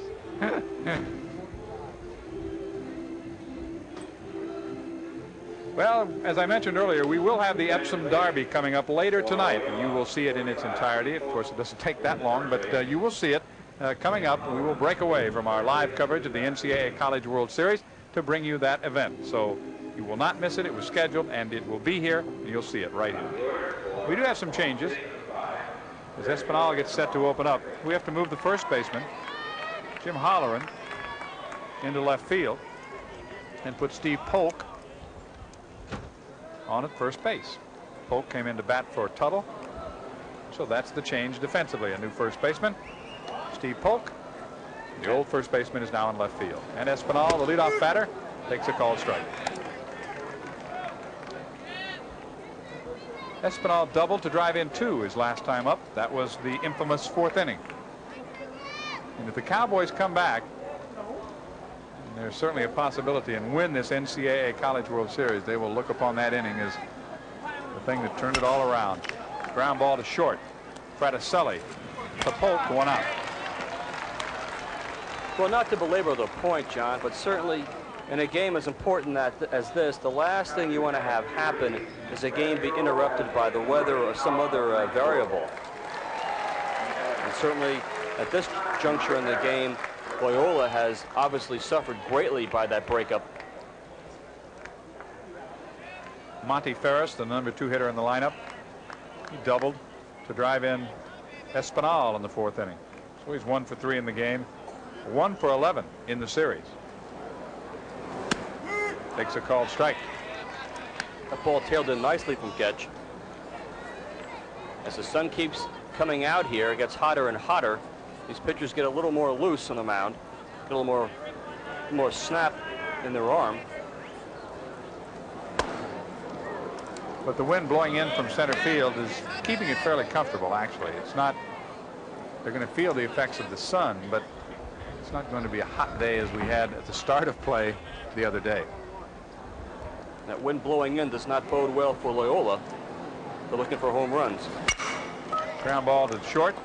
Fraticelli, Polk, same combination, same result, 2 outs.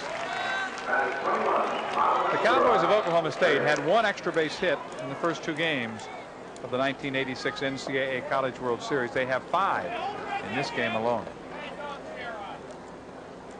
You can see the Cowboys from Stillwater brought their bat girls with them. Here is Robin Ventura, certainly one of the top freshman players in the country.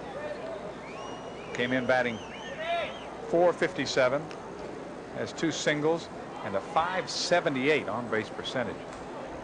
He's just one of several outstanding third basemen in this College World Series. If you want to take one position and find a real wealth of talent, certainly Ventura is one of the best. Jeff Yurton of LSU, Chip Hale of Arizona, just outstanding with the bat as well as in the field.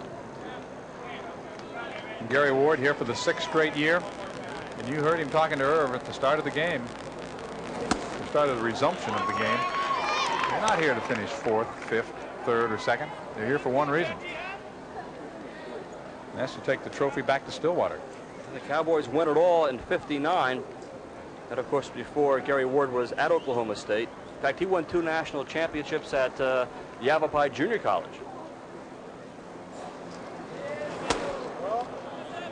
You can see the catcher from McInerney telling Jeff Getch, keep that ball down. Against a team like Oklahoma State, you definitely don't want it up. Very disciplined ball club. They look for the fastball. They thrive on the fastball. That's what they want.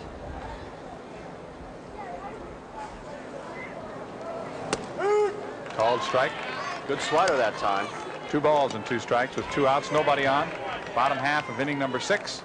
Ventura, like all good hitters, has very relaxed hands to the plate. Doesn't grip that bat and squeeze the, well, if it was wood, I'd say sawdust out of it, but I'm not what you say with aluminum. Metal shavings. Metal shaving. Very relaxed, loose hands up there. Look at those hands move very quick. And there's another base hit, his 3rd of the game. Just went right with the pitch. Rick, an excellent job at the plate. It was 2-2 in the count. He had to look for something. He couldn't take a chance on anything, decided to go with it the other way. Sign of a good hitter. Talking about those hands, I remember watching Rod Carew had loose hands like this. They don't squeeze the bat barrel, just nice and easy. In fact, most good hitters feel the bat barrel moves quicker if your hands are relaxed and loose rather than gripping that barrel tightly. But you can bet he has a good grip on it when he makes contact with the ball. Absolutely. He pokes it into left field. His 3rd single of the game, his 6th hit in the series. He is now 6 for 11. Nope, 6 for 12. Now remember, batting .500. Remember, John, he has that bad ankle over there at first base. I doubt he'll be going. And again, the Cowboys don't like to run themselves out of innings, particularly guys like Iflin up with pretty good power. There's a medium-sized lead. Iflin had a notion, held up, and it drops in for a strike. 1 ball and 1 strike. Well, that was a good example that time of the discipline. He saw that ball, it looked pretty good. As it came to the plate, it broke down a bit, so his discipline, his training by Gary Ward said, let it go. Don't swing at that pitch. And even though it's a strike, he probably made the right decision not to swing at it. It's the pitcher's pitch. It's down too low. Iflin was our first batter today when we resumed. He promptly grounded into a double play that ended the bottom of the 4th inning. It's now the bottom of the 6th inning. The only run that is scored today is the home run by Jimmy Berrigan, leading off the bottom of the 5th inning. Ventura has done an excellent job on the bases, but he does not run much.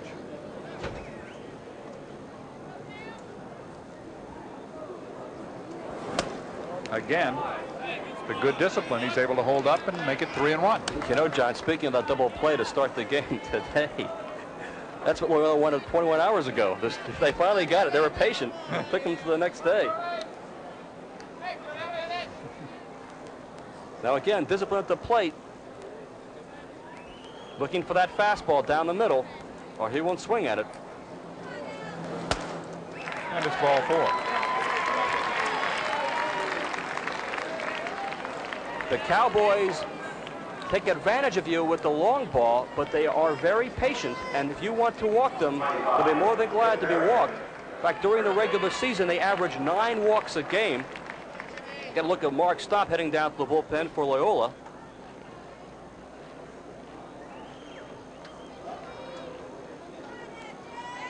But during the World Series so far, going back to the walks with the Cowboys, they haven't gotten on base much by the walk. That is their game plan. Stay off the pitch they don't want to swing at, work out a walk, then come up with the big guns, get a base hit, get a home run, either way.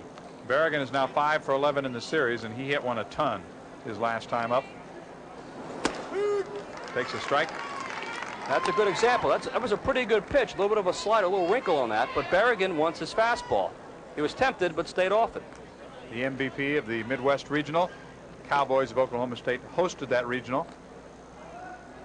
Here on Saturday, they lost to Miami 6-2. Then they beat Indiana State 4-0. He went around that pitch. They called it a strike, yes. They made the appeal down at third, and Dick Civic said, yes, sir. So it's 0-2 on Berrigan. Well, he was obviously guessing fastball that time, and certainly Getch, being aware of Berrigan's power, gave him that little hard slider down and in. Good pitch for Getch. Now he's ahead in the count. Don't want to lose him now.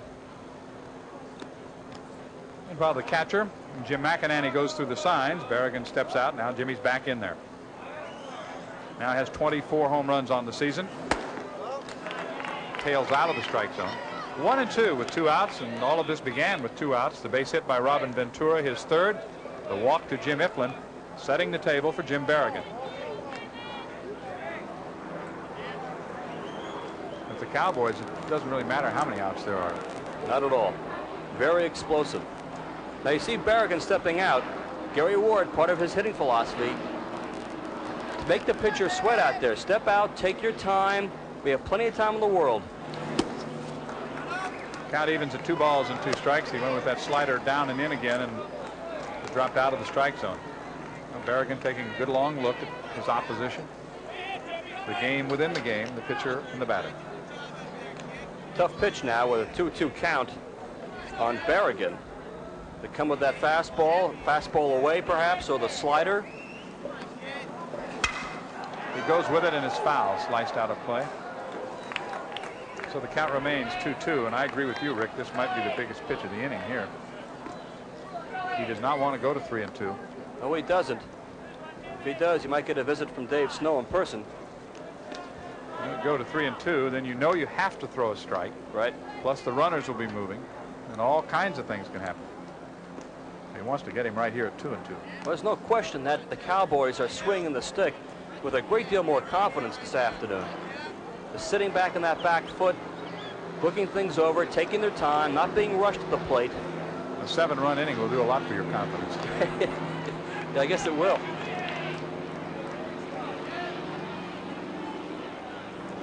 Let's see what Getch goes this time. Got him to pop it up in the shallow center field.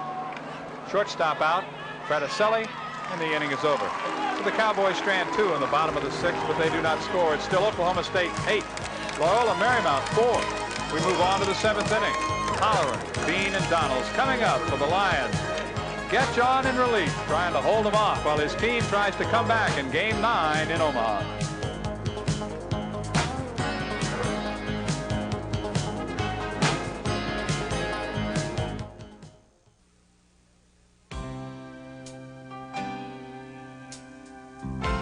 Beating Arizona.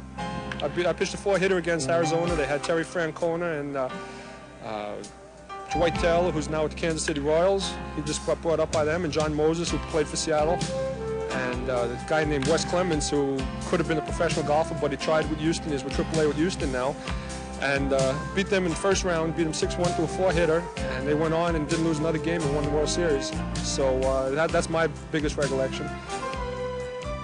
Frank is right. It was a great game for him, but it was the key for Arizona coming all the way back to win the championship. One of 7 teams who have come that way by losing in the opening round and coming all the way back. Arizona also did it in 1976. 8 times teams have gone through undefeated. So really it's kind of 50-50, Rick, as far as coming all the way in the loser's bracket or staying undefeated all the way. Neither is easy to do here in Omaha. Holleran had his base hit in the 5th. He's also struck out and grounded out. Fouls this one out of play. Now, happy to have you with us this afternoon here on ESPN. Didn't think we would be here until a little bit later. We will be here later, as a matter of fact, 8 o'clock for Miami and LSU, another elimination game. And the winner of this one will get to set to play, and the exact makeup of the pairings for the next doubleheader day, which would now be Saturday, is not set, and it will depend on which teams remain at that point. So it's difficult for us to say exactly which teams will be playing, but we know the times will be the same as they have been, 5 o'clock and 8 o'clock for the doubleheader on Saturday. Only the pairings are unknown at this point. Holleran's job to get on base now, get something going for the Lions. Whoop. Down goes Gordy Dillard. Herb? It's simple. You got to take 9, don't you? Huh? Are you going to let him get up that quick? Where's Ward when we need him? Take 9. So one thing's you're sure about, John, that nobody in the Oklahoma State bench is going to say anything about that, right? No, no one will ever mention that to him. Nothing to it. Look at him, look over there. Yeah, you're on national TV. Nobody saw that. Where's that shovel he needs to dig a hole behind the pitcher's mound now? Gary Ward is saying, isn't there some other line of work I could be in? That's not true, of course. He loves what he's doing and wouldn't do anything else, although at one time he was teetering on being a basketball coach instead of a baseball coach. I'm sure he would have been equally successful there, but Gordy gets up off the seat of his pants and gets a strikeout. His 4th. Well, that's got to take some of the sting out of the embarrassment of falling off the pitcher's rubber. And you can see the folks in Omaha have started to show up for what was not scheduled to be a doubleheader. And it's not. It's really 1.5, isn't it? Actually, there were 3 rain delays yesterday. The first one was an hour and 16 minutes officially. Then we had a 39-minute rain delay. Then they waited another 40 minutes, and the game was called, suspended officially. Well, that's what I said earlier, being a 3-act play out here, or if you want 2 out of 3, and the first act of the first game went to Loyola, and the second 2 here are in the favor of the Cowboys. It's 8-4, up too high from Gordy Dillard, a 7-run 4th, a home run in the 5th inning by Jimmy Berrigan, and here's Billy Bean. Hit over 400 last year, came in batting .357 this year. He's not having a good World Series so far. Well, everybody's aware of the fact that he's the heart of the Lions offense. So they take very careful pitching to him. He's 0 for 2 in this game with a walk, scored a run. He was aboard when Chris Donalds hit a 3-run homer in the 1st. So officially 1 for 9 in the NCAA College World Series .486.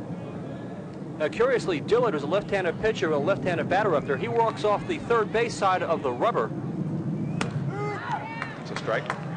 Right at the letters, 3-1. You would think normally with a curveball pitcher working off a left-handed batter, you pitch off the other side of the rubber to take advantage of that deception.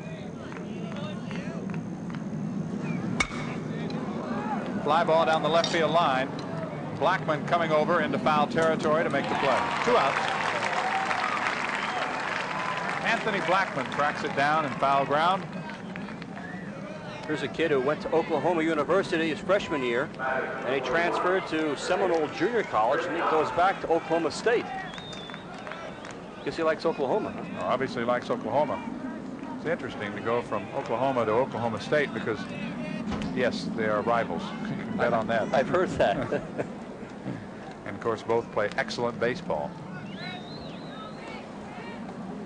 Chris Donalds, 2 for 3. Chris has homered, doubled, and we will go down to Irv Brown. Boy, you bring up an interesting fact, guys. Joe Price did the same thing. Played for Enos Seymour, played at Oklahoma State. Now he's in the big leagues with Cincinnati. Well, you want to play for 2 good coaches, you got to go to 2 different schools.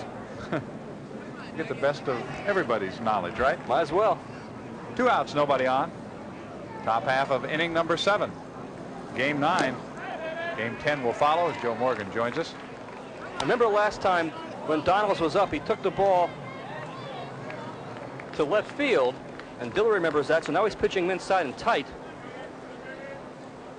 Working that curveball inside to him. He grounds it to the right side.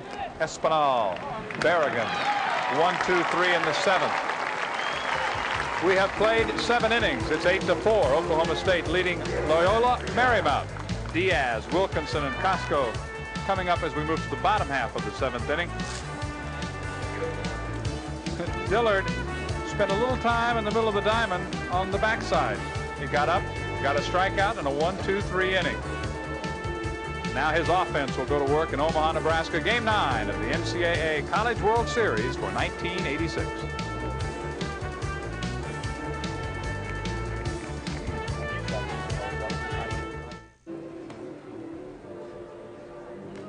We are ready for the bottom half of inning number 7 in Omaha, Nebraska. Rosenblatt Stadium starting to fill up a little more. It's 8-4. The Cowboys of Oklahoma State leading the Lions from Loyola Marymount. You see that tape on the right foot of Jeff Getch? That's not really functional. It's more inspirational in nature. Tim Leana got that started. He actually writes words like confidence and determination, those kind of inspirational messages on his foot on the tape. So every time this pitcher looks down, Jeff Getch looks down at his foot, he's reminded that he has the confidence to get the job done. Now, Getch has pitched in all 3 of the games that the Lions have played here in Omaha this year. Diaz came on as a pinch hitter in the 5th inning, now batting in the 7th and steps away. We'll take a look at his coach, Gary Ward, before he moves back in the batter's box. 11 hits in the ball game for Oklahoma State. 4 runs on 7 hits for Loyola Marymount. You've seen that battle between the Oklahoma State hitters. They're taking their time at the plate. Now Gary Ward emphasizes that. He wants his batters to adjust. He wants them to step out after every pitch. They don't like a call, step out, think about it, but don't get rushed up there. Make sure you get your nickels worth at the plate. That's a common pattern for the Cowboys. Grounded foul outside of 3rd. You know, I like that too as a coach, John Sanders, because, you know, some kids get in there, and if the pitcher's in a pretty good rhythm, before you know it, you can find yourself 0-2. But take your time, step out, think about it. Where's that last pitch? What's this guy's best pitch? Is his curveball breaking? Is the fastball over the plate? That kind of thing. Think about it. I'm not saying be a guess hitter up there, but certainly pitchers have patterns. As a hitter, you can be aware of those things. Rattles the mask of Dan Peterson behind the plate. 2-2 the count. And of course, anytime you can disrupt the rhythm of a pitcher, you're going to help yourself. Oh, no question about it. In fact, the Cowboys had difficulty doing that against Tim Leana yesterday, and that's why they were getting shut out by Leana early in the game. Peterson took a pretty good pop on this foul back, gets him right in the mask. Boing. Fortunately, he's not equipped with our camera today.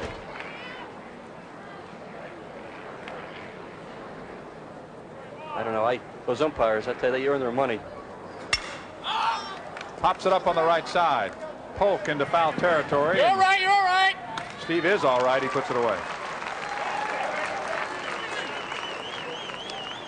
Loyola sitting on the first base side, getting some help at that time to the first baseman, Steve Polk. And Scott Wilkinson, number 8, will be the batter. When you're going towards your own dugout, you know you're going to get a lot of help. Yeah. Nobody really yells at you much on the other side. Well, they yell at you, but not nice things. They'll tell you things like, look out for the ice, that kind of stuff. Scott doesn't have a hit in the game, but he does have an RBI. 0 for 2 officially. And 1 for 9 with 3 RBIs in the series. He got the game winner in the victory over Indiana State. The Sycamores. The sun popping in and out, so Steve Polk decided to take some glasses out there just in case. The sun was definitely a factor in the Lions' first game. Helped them to a victory over LSU. Ground ball to Jardin. And we have 2 outs in the 7th inning. Robert Jardin, fine-looking second baseman. He's made some key plays throughout the College World Series for the Lions. I like him. He's a good little player. Goes well with the pitch when he's at bat. Most of the games have been lower scoring than in past years. We have not had a team get up into double figures yet. Most runs, I guess, the 8-7 game on Friday. Arizona rallied from a 7-0 deficit in the final 3 innings to beat Maine 8-7. The Black Bears of Coach John Winken had a fine team coming in here, but that took a lot of the wind out of their sails. Yes, it did. And again, I go back to the scoring in this game yesterday with Loyola having problems with the mound. As the rains continued yesterday, Loyola kept having problems pushing off and planting his left foot off the mound, and for a sinker ball pitcher like Loyola is, the ball got up in the strike zone. The Cowboys took advantage of that, and the game turned around in a hurry. Grounded slowly to first. Polk to Getch. 1-2-3. The Cowboys retired in order in the 7th. Now we've played 7 in Omaha, Nebraska. It's 8-4. Oklahoma State leading the Lions from Los Angeles. Elliott, McAnally, and Bruschi coming up for Loyola Marymount. Here's the last out of the inning. More baseball coming up.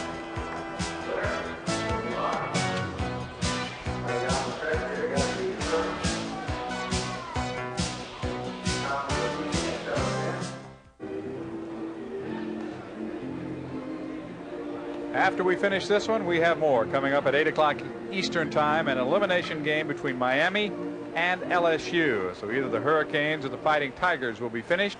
One of them will stay, one of them will go home in the 1986 NCAA College World Series. That will come up live 8 o'clock tonight right here on ESPN.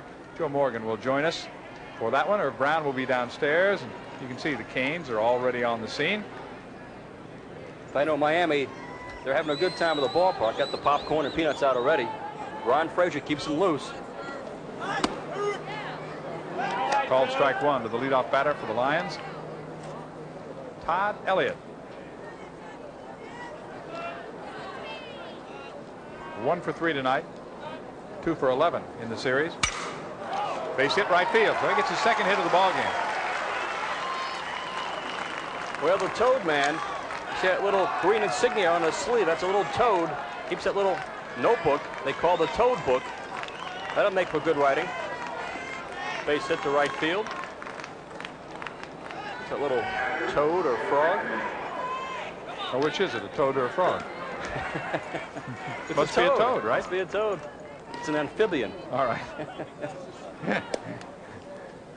Linhard up and throwing. Joining the bullpen. They continue to throw behind Gordy Dillard. And Dillard has been on since the 2nd inning. He's given up 1 run. Now, don't be surprised if McAnally, once he gets something going here for the Lions, he'll stick that shoulder right at any kind of breaking ball near him. He loves to hit with the pitch. Pitch was upstairs a bit, but found a corner of the strike zone. 1 ball and 1 strike. You can see his hit by pitch numbers. He's gotten braver, obviously, as the years have gone along. Or either that or he perfected his technique. I'm not sure if it's braver or... Yeah, I know what you're thinking. He's a catcher, you know. His catcher's a little different.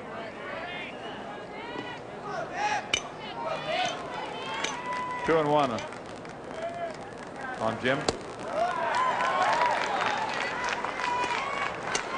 Well, the count goes to 3 balls and 1 strike. The runner at first is Elliott. The Lions trying to stir something up in the top half of inning number 8. Down to their last 6 outs now. Boy, it's been a quick game, huh? It has for you. That's been a long one for you. Well, now there are 2 on with nobody out. And this is going to be cause for concern for Gary Ward and Tom Holliday as pitching coach. True, he has a 4-run lead, but Bruschi, who's coming to the plate, has definite long ball power. And what Gary Ward wants to happen right now is to get a little time on the mound, and now Holliday is headed out to the mound. Holliday will go while he looks at the bullpen, wants to make sure. Are they ready? I think he's looking for the submariner. That's who he's got. So it will indeed be Marv Rockman, number 38. We'll have a new pitcher for the Cowboys of Oklahoma State.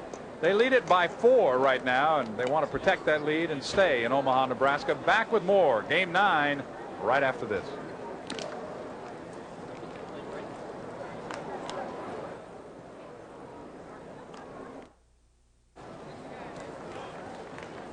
The submariner is on, Marv Rockman, to try to bail out the Cowboys. 2 on, nobody out. They lead by 4. Let's take a look at that motion, the side-arming motion of Marv Rockman.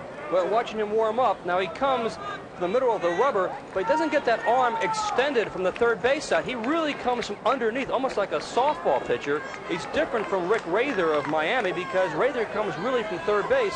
Rockman comes from underneath. And he is a true submariner. Dips it down under, whips it through there for a called strike.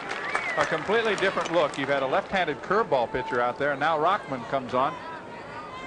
Well, give credit to Gary Ward. He knows Bruschi has power. You always want to go with that side armor. It is a different look.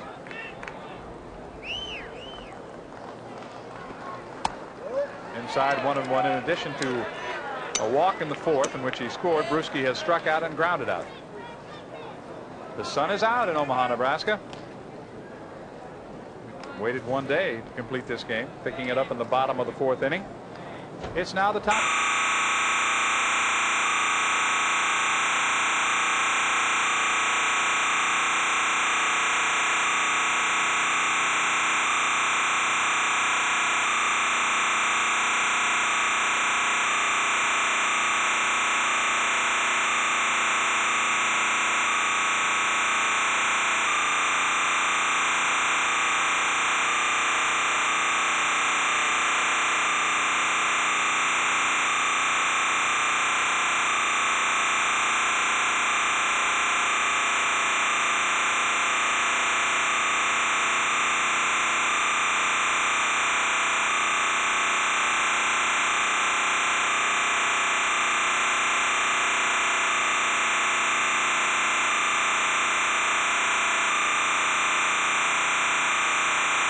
He's going one way. Now he's got to shift everything back the other way. Well, those kids from New York City, they can play baseball, Right. John. So Sergio turns the double play. The runner winds up at 3rd, but now 2 outs in the 8th inning. Steve Polk came on in the 6th inning to bat for Fred Tuttle. Tuttle had struck out twice, and Polk promptly struck out. Like most submariners, they'll go in and out on you. That's Rockman's style of pitching. He'll go outside with a fastball and inside with a fastball, mixing it up. He's back inside, misses again. 2-1. 2 outs. The runner at 3rd is Elliott. He singled, moved up on a walk, and then the double play pushed him to 3rd. So there he is. But the Lions need more than that. They're down by 4. Fly ball right field. Costco up into the sun, stays with it, makes the catch. So Brian Costco with the putout. Marv Rockman to the rescue. Bottom of the 8th is coming up here on the long road to Omaha, Nebraska. 8-4. The Cowboys lead the Lions. Blackman, Espinal, and Ferris when we come back.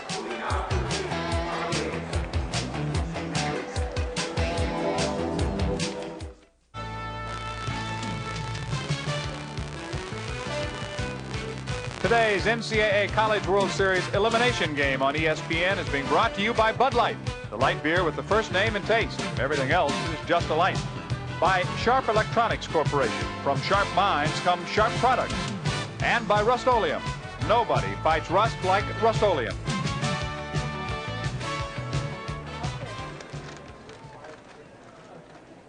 Bottom half of the 8th in Omaha, Nebraska. It's game 9. Yes, it was supposed to be yesterday, but the rain suspended the game. We picked it up in the bottom of the 4th, and we have played now into the bottom half of the 8th inning. The leadoff batter is the number 9 man in the order, Anthony Blackman. Anthony is 1 for 3 in the game. Base hit, RBI, scored a run in that busy 4th inning. It was a 7-run inning, as Gary Ward said, the best offensive inning of the tournament. And the Lions defensively have shifted around all the way to the left on Blackman. They figure he'll go with the pitch the opposite way. Donald's at third, of course, cheating up a bit on the grass because Blackman has good speed. So they will give him right center and the right field line. 2 balls and 1 strike. Jeff Getch is the pitcher. He's the 3rd Lion hurler in the game. Cowboys have also used 3 now, with Osteen the starter, then Dillard.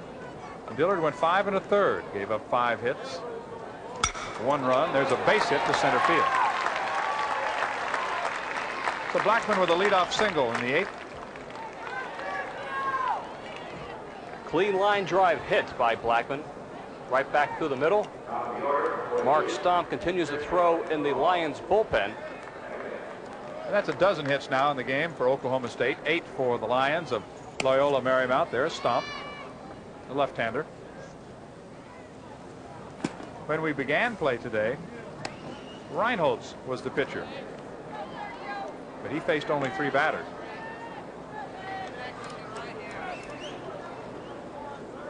Now Blackman has good speed at first base, but Getch obviously realizes. Espinal pretty good with the bat. Hit and run is not one of the favorite plays of the Cowboys, but with this kind of lead, you never know. Runner at first bluffing the start. Blackman is not running.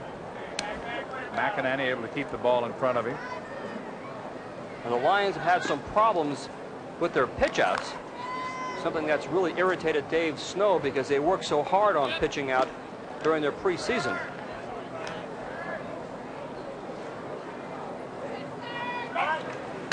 Blackman is back.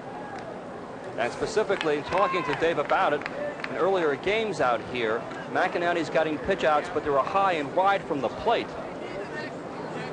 And of course, Getch knows that he has to keep Blackman tight at first base. That quick release. Again, he throws over.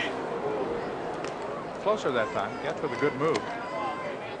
And from a catcher's point of view, you want your pitcher to keep him tight. Keep him guessing over there. Go with that short leg kick to the plate.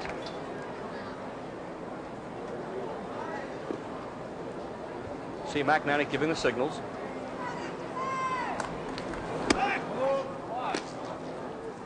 Well, in the meantime, we've had 2 pitches thrown to the plate, and they've both been balls. Now, that creates a problem now. The advantage definitely goes to the Cowboys. Well, Getch may be so worried about the fact that Blackman's on first base with a so-so lead. He doesn't have a real big lead over there, just average. But he's so concerned about him that he's forgetting about Espinal at the plate and fall behind 2-0. And again, the Cowboys, if you walk them, they love it.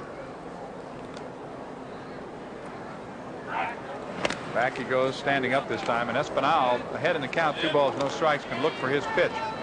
Sergio officially in the game is 1 for 4, double to drive in 2 back in that 7-run 4th inning. Drives it to left field, base hit. So 2 on, nobody out. Back-to-back singles by Blackman and Espinal, and that sets the table for Ferris, Ventura, and Iflin, the heart of the order. Very flat fastball, and that, of course, will get Dave Snow thinking right away. In fact, here he comes out to the mound. 2-line drive base hits, and he has to go out and talk to his pitcher. While Monty Ferris waits to bat, Monty also 1 for 4 with an RBI. And yes, his base hit came in that 7-run 4th inning. Where most of the Cowboy numbers came. They had 6 hits, half of their almost half of their total. 13 total in the game now as Stomp continues to throw for Loyola Marymount. Now, theoretically, Snow would love to have Getch pitch to Ferris, who is a stand-up right-handed hitter who strikes out occasionally. He's got Stomp in the bullpen, who is a left-hander. Have to wonder now just what Dave's going to do. And he's going to stay with the right-hander to pitch to the right-handed batter, Monty Ferris. Now, let me ask you something. What is the big run or the big inning theory that we saw back in the fourth? Would he play it differently here? Maybe go with a bunt, try to pick up a couple of more, or does he let him swing away? Well, Gary Ward, again with a 4-run lead late in the game, perhaps the bunt. At least the Lions have to think about it in terms of defending it. But these guys love to hit. Monty Ferris would love to hit. He's 1 for 12 in the series, so he wants to take some whacks up there. And they're looking for the bunt with Donalds and Polk. That's pulled in at first and third. That's why you just saw Getch step off the rubber to see if Ferris might square around. He did not. He did not give it away. Now he does. And he throws a strike. And I think that time Ferris waited too long. He really wasn't ready to bunt. Waited much too long. Sacrifice bunting is a very difficult art for most young college hitters. And Ferris, being only a freshman, it's a lost art, that sacrifice bunting. But I've been looking here possibly for from the swing away. Yeah, he did not stride. There was no bunt intention there, and the count is now no balls and 2 strikes. So they'll drop back at first and third, set up in a double play defense. Runners at first and second for hitters 2, 3, and 4 for the Cowboys. They've got them stacked up. Down at second, Blackman. Espinal at first. Donald's playing even with the bag at third. That's a little tight for my third baseman. He will back up. Now he's backing up. He heard you. Ground ball to short. Fraticelli to DeJarden. Not in time for 2. They take out the middleman. The Cowboys will have runners at the corners. Fraticelli got rid of that ball in a hurry over to the Jordan. But you go back to the basics. Speed can keep you in the inning. And Ferris, who runs well, just beats out this throw over to first. So the inning keeps going along here. Just 1 out now instead of 2. For Robin Ventura, who has had 3 hits in the ball game, 1 RBI. And here we see Dave Snow. That's going to be all. He wanted the right-hander to pitch to the right-hander, and now he'll go with Stomp the lefty to pitch to the lefty. Mark Stomp coming into the game. He is a curveball pitcher, big breaking ball. The Stomp comes on to pick it up for Getch, who came on with nobody out in the 5th. We get credit for working 3 1/3 innings. Did a good job, Getch.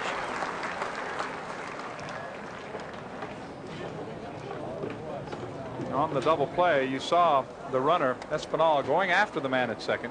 No, he has to get down out of the way. He goes right into the base there. He tries to get an elbow up. Now, actually, you saw that on that replay, he got his hand into the Jordan. That's tough for an umpire to pick up. But he actually looked almost to interfere with the pivot. Now, in college, of course, the runner going from first to second has to get out of the way of the man making the pivot, or the umpire has the option of calling him out as well as the man at first base as well. It's a rule that just came into being a few years ago, and it is enforced more often than people think.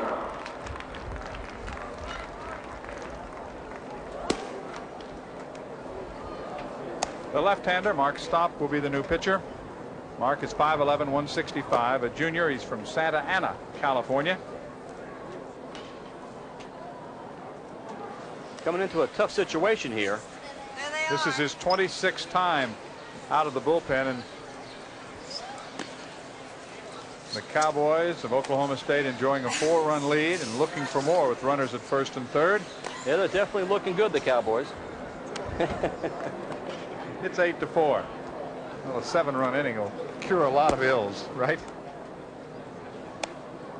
It is Miami loosening up beyond the left field fence in Rosenblatt Stadium where they have the batting cages. And when you play the second game here, you do not get to take batting practice on the field.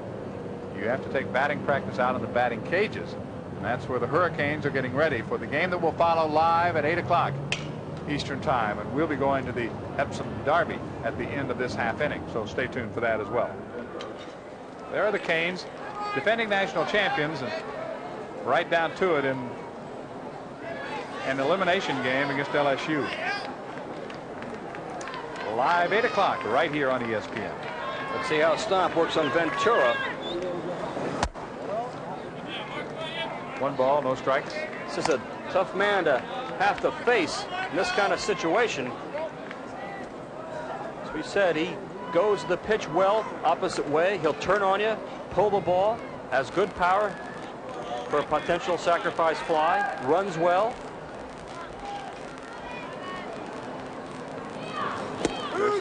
Big curveball he wants to throw. He got it over for a strike. It's 1-1 with 1 out. And you notice now all the Cowboys, after every pitch, step out, take a few practice strokes. 12-game hitting streak for Robin Ventura.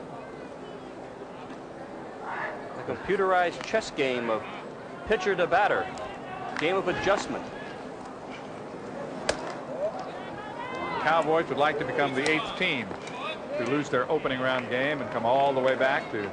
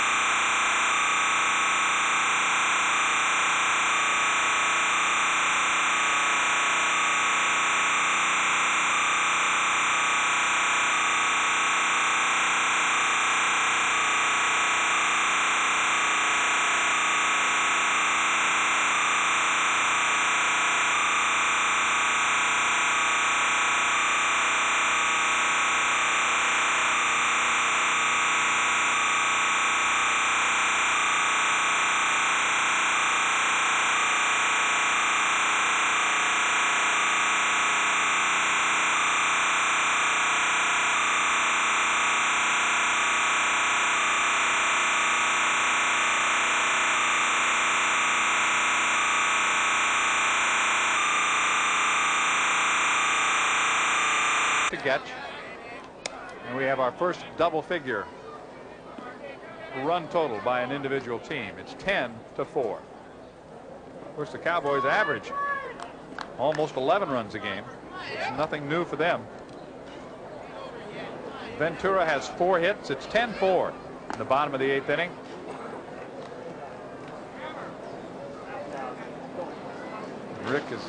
Robin is now 7 for 13. Irv? You know, Ventura will take the ball where it's pitched, but about halfway through the year, Gary Ward got him to turn on the ball when it was his pitch. And look at this. He jerks it down the line. This guy's having a great day. He's 4 for 5. The big thing, I think he finally bought what Gary was telling him about halfway through the season. And Jim Iflin has 1 base hit in the game. Jim has walked twice and grounded into a double play. He was our first batter this afternoon when we resumed play. He promptly grounded into a double play. Waited 21 hours and then bounced into a double play. Nuts to that, huh? Yeah, I noticed that Robin Ventura was born on July 14th. A lot of excellent hitters born that day, John Sanders. Like who? Like yours truly. Oh, I see. Oh. Ground ball foul. Yes, you were the hitting star of the ESPN softball game, I understand. Congratulations. Something to do with the alignment of the moon or something, you know? Or the sun. Well, you're one of those good hitters on a losing team, though, I understand. That is true. That is true. 1-2 the count here on Jim Iflin with 2 runs in the 8th inning. The damage has been done by Robin Ventura. The freshman from Stillwater is having a great series.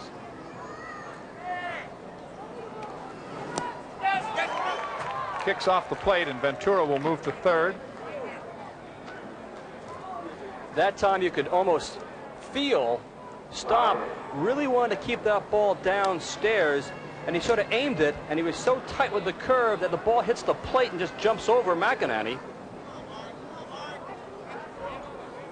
No chance at all for the catcher to try to block that ball. He's hoping for the ball to skid. Instead it just bounced over him. I think he hit the front part of the plate and just kicked straight up in the air.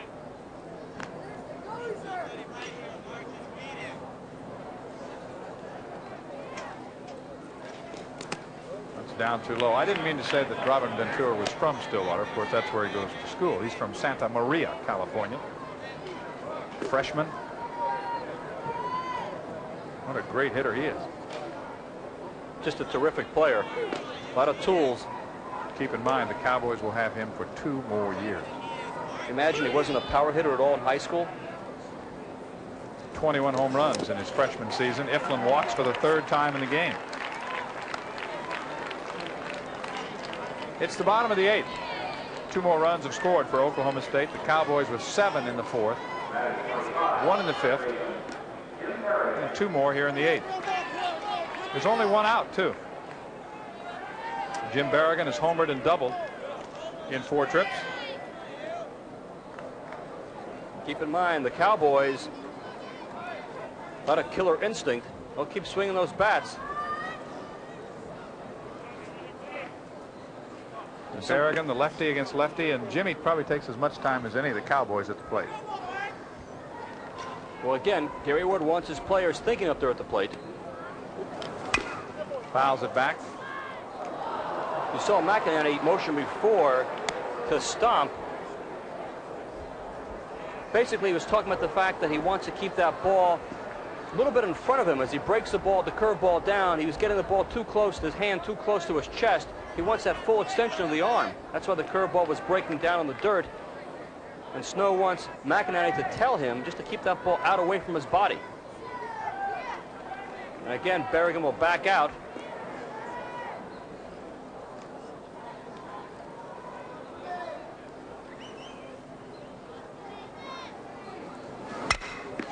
Grounds a foul outside of first. You know, I talk about the fact that these pitchers have 20 seconds to throw the ball to the plate. And we said the Cowboys like to take their time in backing out. Now, normally, you have to ask the umpire for permission. In other words, if you're ready for the pitch to come to the plate and the pitcher's in a stretch, you have to ask time and get permission from the umpire. Normally, of course, it is granted by the umpire. But there's no reason he has to grant it. If the umpire thinks you're just wasting time or backing out or making things just slow down, he will not grant you permission. You know, it's interesting. Well, let's pick it up. Drive to left field on the warning track and hanging on. The run will score for Oklahoma State. Holleran, who had been at first base, staggered a little bit in left field, finally made the catch, but the run is scored. So make it 11-4 Oklahoma State.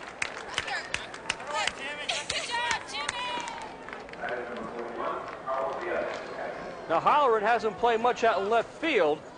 Doesn't seem to get a good jump on this ball. Remember, Holleran's been playing first base most of the game. He's out there sort of like chasing butterflies. He's fighting a sun and just barely gets his glove on the ball. No chance at all for a throw to the plate. So it goes the sacrifice fly for Berrigan.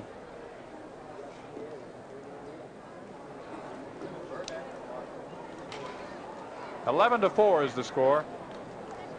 Diaz will back out while we wait for still another pitcher. Stomp is through. We'll get credit for 1/3 of an inning. Charged with 1 run so far. 1 hit.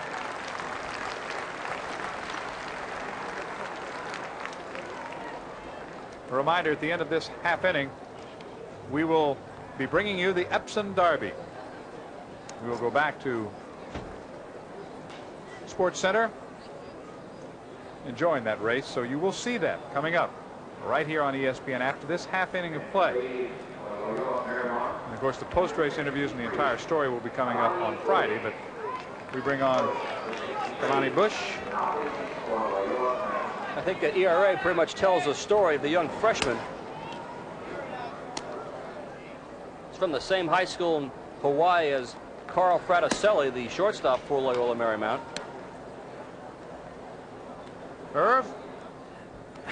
Watching Kalani Bush loosen up a little bit here. You know, Rick, I thought you've been been making some excellent points about tempo and everything.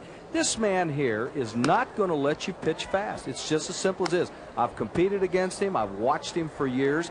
They step out, they swing the bat, they disrupt you. And I'm wondering if it would work out if they wind up against Richie Lewis from Florida State, who's a little bulldog. Give me the ball, boom, I'm going to throw it. Or else Alexander from Arizona. Then you really have a battle of wits. But Ward simply has a philosophy. You are not going to get into a rhythm. He's going to disrupt it. Well, Irv, as you said, you coach against him when you were at Colorado, so you know that's part of his game plan. That's part of his strategy. And you know if you're coaching against him, particularly in a College World Series, hey, you got to tell a home plate umpire, hey, let's get this game going here. Let's make things happen. How come this guy's keeping stepping out of my pitcher all the time? Absolutely right. He, I'll tell you what, they do make you work a little bit. Well, there's no time clock in this game. I don't imagine most of Oklahoma State's games take a good 2.5, 3 hours to conclude. Sort of a slow down offense. I've seen some people come to the ballpark clean shaven and leave with a full beard.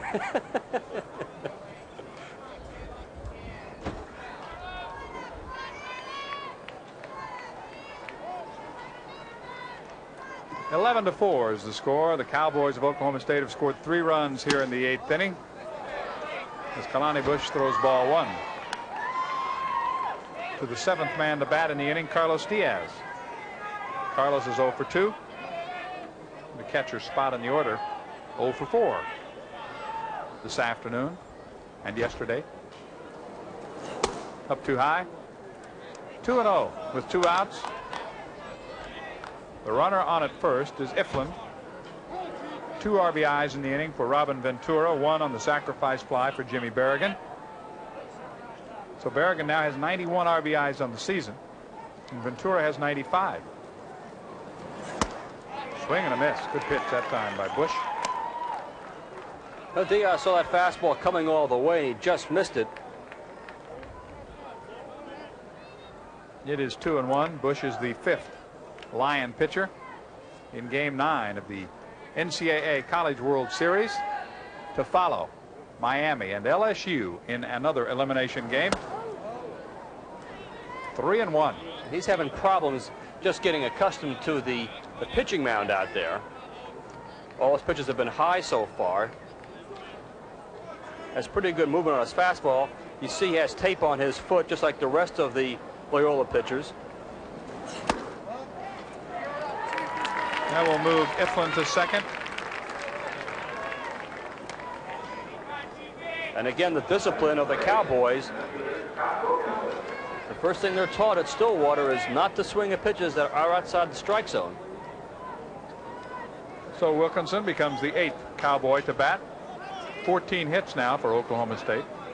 You know, I was playing pro ball. One of my coaches once told me that in terms of your batting average, if you take a usual 1-for-4 game with a base hit perhaps, a fly out, a strikeout, and maybe even a pop-up, well, that's a 1-for-4, you're hitting 250. But if just one of those at-bats during the course of the game, you get a walk instead of a ground out or a strikeout, then you go to 1-for-3. And over the course of a whole season with 500, 600 at-bats, those things add up after a while. Obviously, the difference between 1-for-4 and 1-for-3 is great. It's a 250 as opposed to a 333 batting average, so it's a good point. Fortunately, I couldn't follow it that well, but... No, they kept throwing strikes, right? That's right. 1 ball and 1 strike here with 2 on. 2 outs and 3 runs in the 8th inning. Bush is the 3rd pitcher in this inning. Ball's hit to 3rd. Donalds will go to the short way to second for the force that ends the inning, but not before the Cowboys tack 3 more on. 2 hits, a couple of walks helped out. It's 11-4. Oklahoma State leading Loyola, Marymount of Los Angeles, DeJardin, Fraticelli, and Holloran coming up in the Lions' last chance. Now, let's go back to Sports Center. You set for the Epsom Derby? That's what we have coming up next. We will return to Omaha later. Right now, back to Sports Center and Larry Burnett.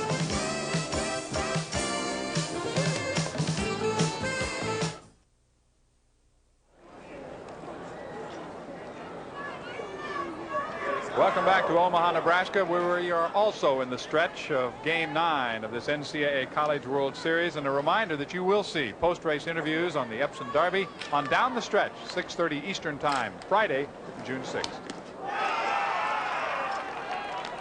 Scott Kane just as a pinch hitter for probably the Jordan, just stuck that leg out. He took the hit, and he's aboard. One of the trademarks of Dave Snow, his Lions. Watch him stick that thigh right into this pitch.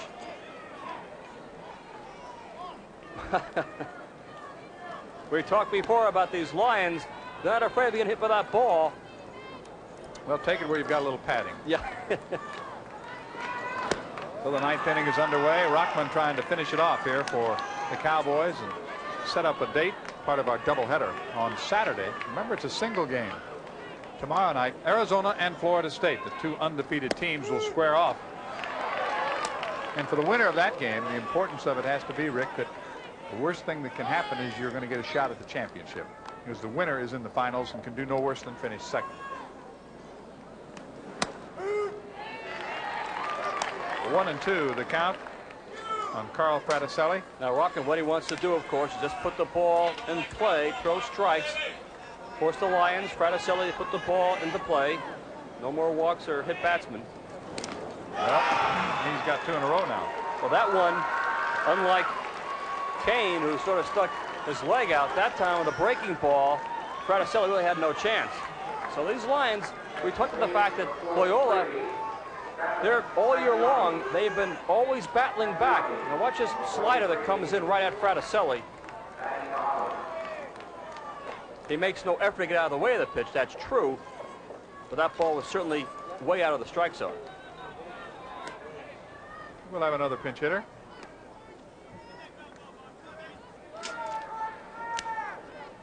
That's Travis Tarchioni, freshman. So Travis will bat now in place of Jim Holleran. The first 2 batters up have been hit by pitches.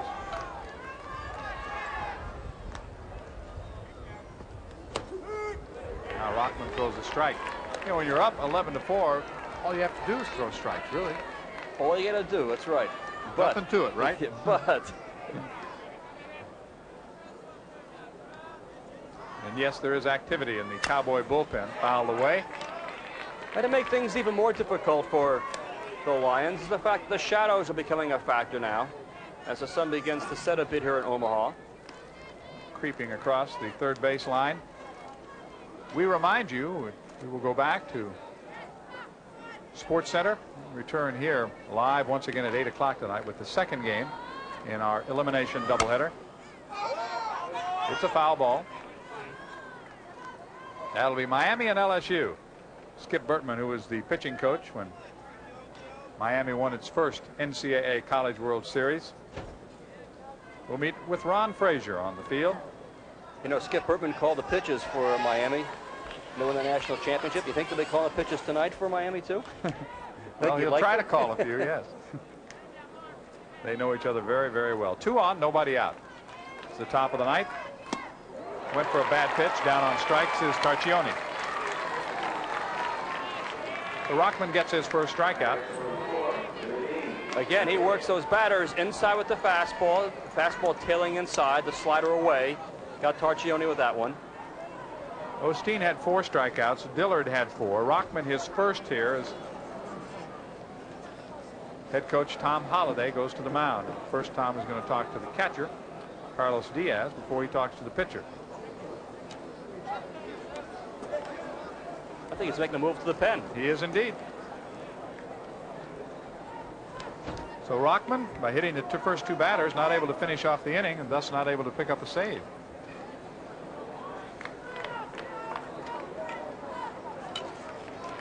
Looks like the freshman Gardella is coming in to pitch. Youngster out of St. Raymond's High School in New York. Remember this young man well when he pitched in New York, as I recruited him. And of course, he ended up going to Oklahoma State. Gardella will try to finish off for Gary Ward. Let's go to Irv Brown.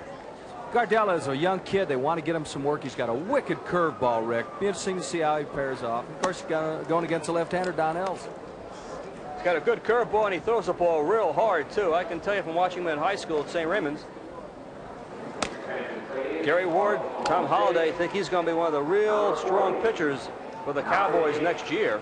But again, just getting some experience here against good left-handed sticks of Billy Bean and Chris Donalds. So Gardella becomes the 9th man in the middle of the diamond over the last 2 days of this game.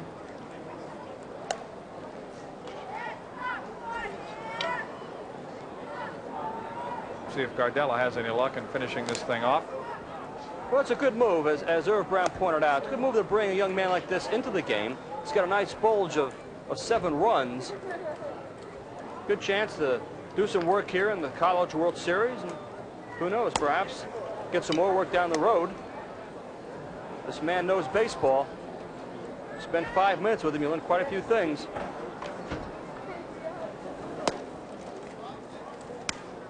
You notice that Tom Holliday, the pitching coach, stands right behind Gardella. Gets a good look at what he's throwing to Carlos Diaz.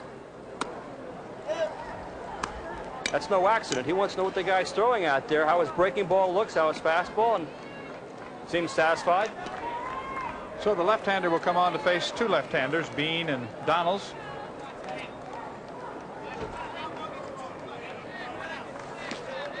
Billy Bean in the game is 0 for 3. And only 1 for 10 in the series. Billy has not had a good time in Omaha.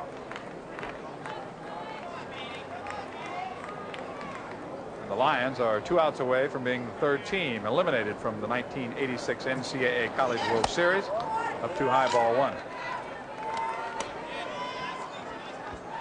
Interesting matchup for Gardella, coming in against a hitter such as Billy Bean, who does have home run potential.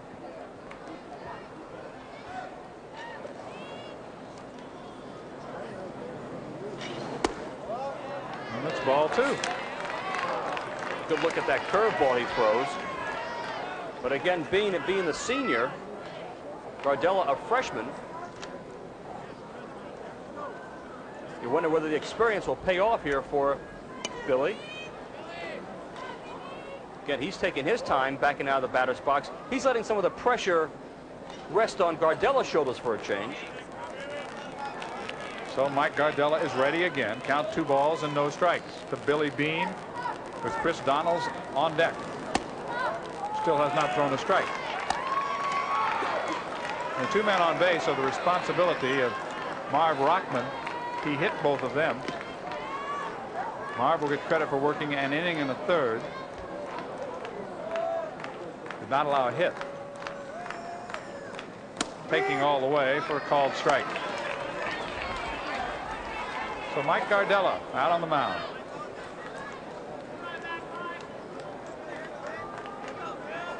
Now interesting matchup here, whether he'll go with that curveball or go with that fastball.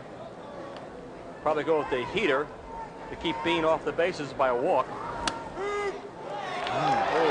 He thought it was ball 4. The umpire, Dan Peterson, did not agree, and it's a full count of 3-2. Peterson didn't appreciate the fact that Bean jumped out of the batter's box on his way to first base. Umpires don't like getting any help from the hitters on the calls. Want your hitters to stay in there, let the ump make the call, and then go to first base. Full count with 1 out. Runners at first and second. Fraticelli and Kane are the base runners. Hit weakly to short. Ferris cut off by the third baseman, who throws it away. 1 run will score. And that's all. They'll wind up with runners at second and third with 1 out. The third baseman, Ventura, cut it off, and his throw went into right field. Well, things getting sloppy out there a bit for the Cowboys. That time, as John Sanders mentioned, Ferris threw the ball, rather Ventura threw the ball over to the second baseman, Espinal, who was right on top of the bag. And as the runner came in, Fraticelli, Espinal figured, well, hey, don't go to me. The guy's already safe here. Go to first base. By that time, though, the throw had been made, and the ball skittled out into right field. So the young freshman, Mike Gardella, did his job. He got the ground ball. It was not hit hard at all. The error will be charged to the third baseman, Ventura. Runners at first and second. It's inside to Donalds. And you saw Donalds trying to stick that hip out. One thing you say for the Lions, these guys play valiantly. They really do, and it's now 11-5. They have not quit. 1 out.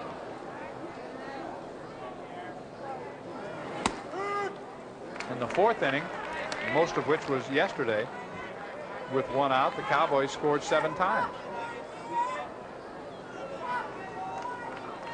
Now Gary Ward having Gardella on the mound being a freshman. He feels he has enough runs to end this game against Loyola, but just to be on the safe side, he has somebody down the bullpen.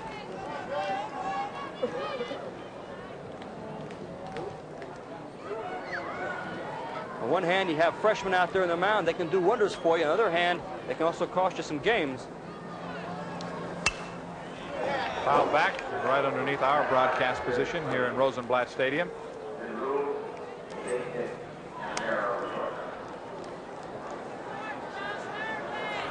That's always the mark usually of a freshman, particularly with pitchers. They tend to be inconsistent. One day they're just brilliant. The next day they tend to be just totally flat. The trick as a coach is to always get them on the good days, not the bad ones. True. I guess that's the trick in any situation, right? No matter what class you are. If you only had good days, it'd be easy. That's right. 2 balls and 2 strikes. Only 1 out and 2 on.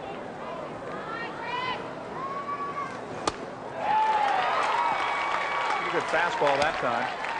And Donalds will put it back in the rack. So a big strikeout for Gardella. Mike gets his first strikeout. We said that Gardella has the good curveball, but I've always remembered him from high school as having that blazing fastball. Now Donald's a fastball hitter, just couldn't get that one. The ball was away from him where he wanted it, but it was just too little too late. And with that, let's trot out another pitcher. Why not? And for Oklahoma State, this is Steve Linhard. Well, what Gary Ward is doing now is he knows he has a 6-run lead. And what he wants to do is get all his pitchers, who he may need the next couple of days, a chance to play in the College World Series. No, not so much for their ego, but a chance for them to really compete against a good hitting ball club. You get to feel what it's like on the mound in a crucial game. I think that's very clever baseball coaching. So a nice hand for the young freshman Mike Gardella, who leaves. He faced 2 batters. Officially, they credited Billy Bean with an infield hit on that slow roller, and then the error allowing the runner to score. So Linhard now pitching for Coach Gary Ward, who is enjoying right now an 11-5 lead. The Lions from Loyola Marymount have 2 on. And now in the inning, thanks to the strikeout of Chris Donalds, there are 2 out. And Todd Elliott, a right-handed batter. Does he have any pitchers left? Might as well warm up a left-hander because Jim McEnany's in the on-deck, But that's what he's doing. He's giving his pitchers a chance to throw off that mound. And all pitchers will tell you that every mound differs. I don't care how much you throw in the bullpen, until you get in that game, it's a whole different experience out there for you. And the Cowboys, who in the years past in the College World Series have had problems with their pitching, this time they're taking no chances. Want to make sure everybody can come in the game and can pitch off that mound under a game-like situation. So Holliday will return to the bench, and if it seems like it's taking 2 days to play this game, you're right. Game time right now is 3 hours and 46 minutes. That's the official playing time, not the 21-hour rain delay time.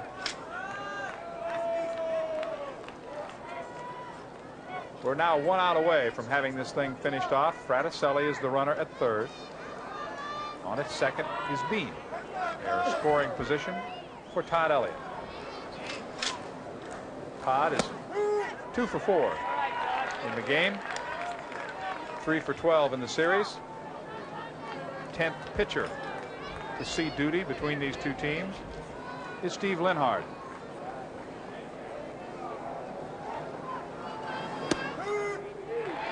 Quickly ahead in the count 0-2. So now the Lions of Loyola Marymount could be down to their last strike. They've seen quite an assortment of pitchers here from Oklahoma State. We've seen sidearmers, we've seen left-handers. Now we see Linhard with that big overhand curveball, sort of an up-and-down pitcher. And keep in mind, we could see a lot more pitchers when we join you again tonight at 8 o'clock. Yes, 3 pitches, and that's the 3rd out. Oklahoma State remains. Loyola Marymount of Los Angeles eliminated in Game 9 of the NCAA College World Series. 11-5 the final score. Rick, some final thoughts? It was tough to wait, and the Cowboys kept it going when they came back. Well, it's always difficult in that kind of situation to come back from behind, particularly with the Cowboys who hit so well, and their bats came alive yesterday and continued on into today. A big win for Gary Ward and a tough defeat for Dave Snow. 11-5 the final. Dillard gets credit for the win. He's 5-4. Loyola takes the loss 17-3. We had a couple of home runs. Donalds hit one yesterday for a 3-run, what became a 4-run lead for Loyola Marymount. And then Berrigan hit one this afternoon. Game-winning RBI goes to Monty Ferris, and we have another elimination game to go. Snow and his team finished, but coming up next, it's Miami and LSU, the defending champions trying to stay alive in Omaha in 1986 against the Fighting Tigers of Louisiana State. That will be coming your way after Sports Center. For Rick Wolf and Herb Brown, I'm John Sam.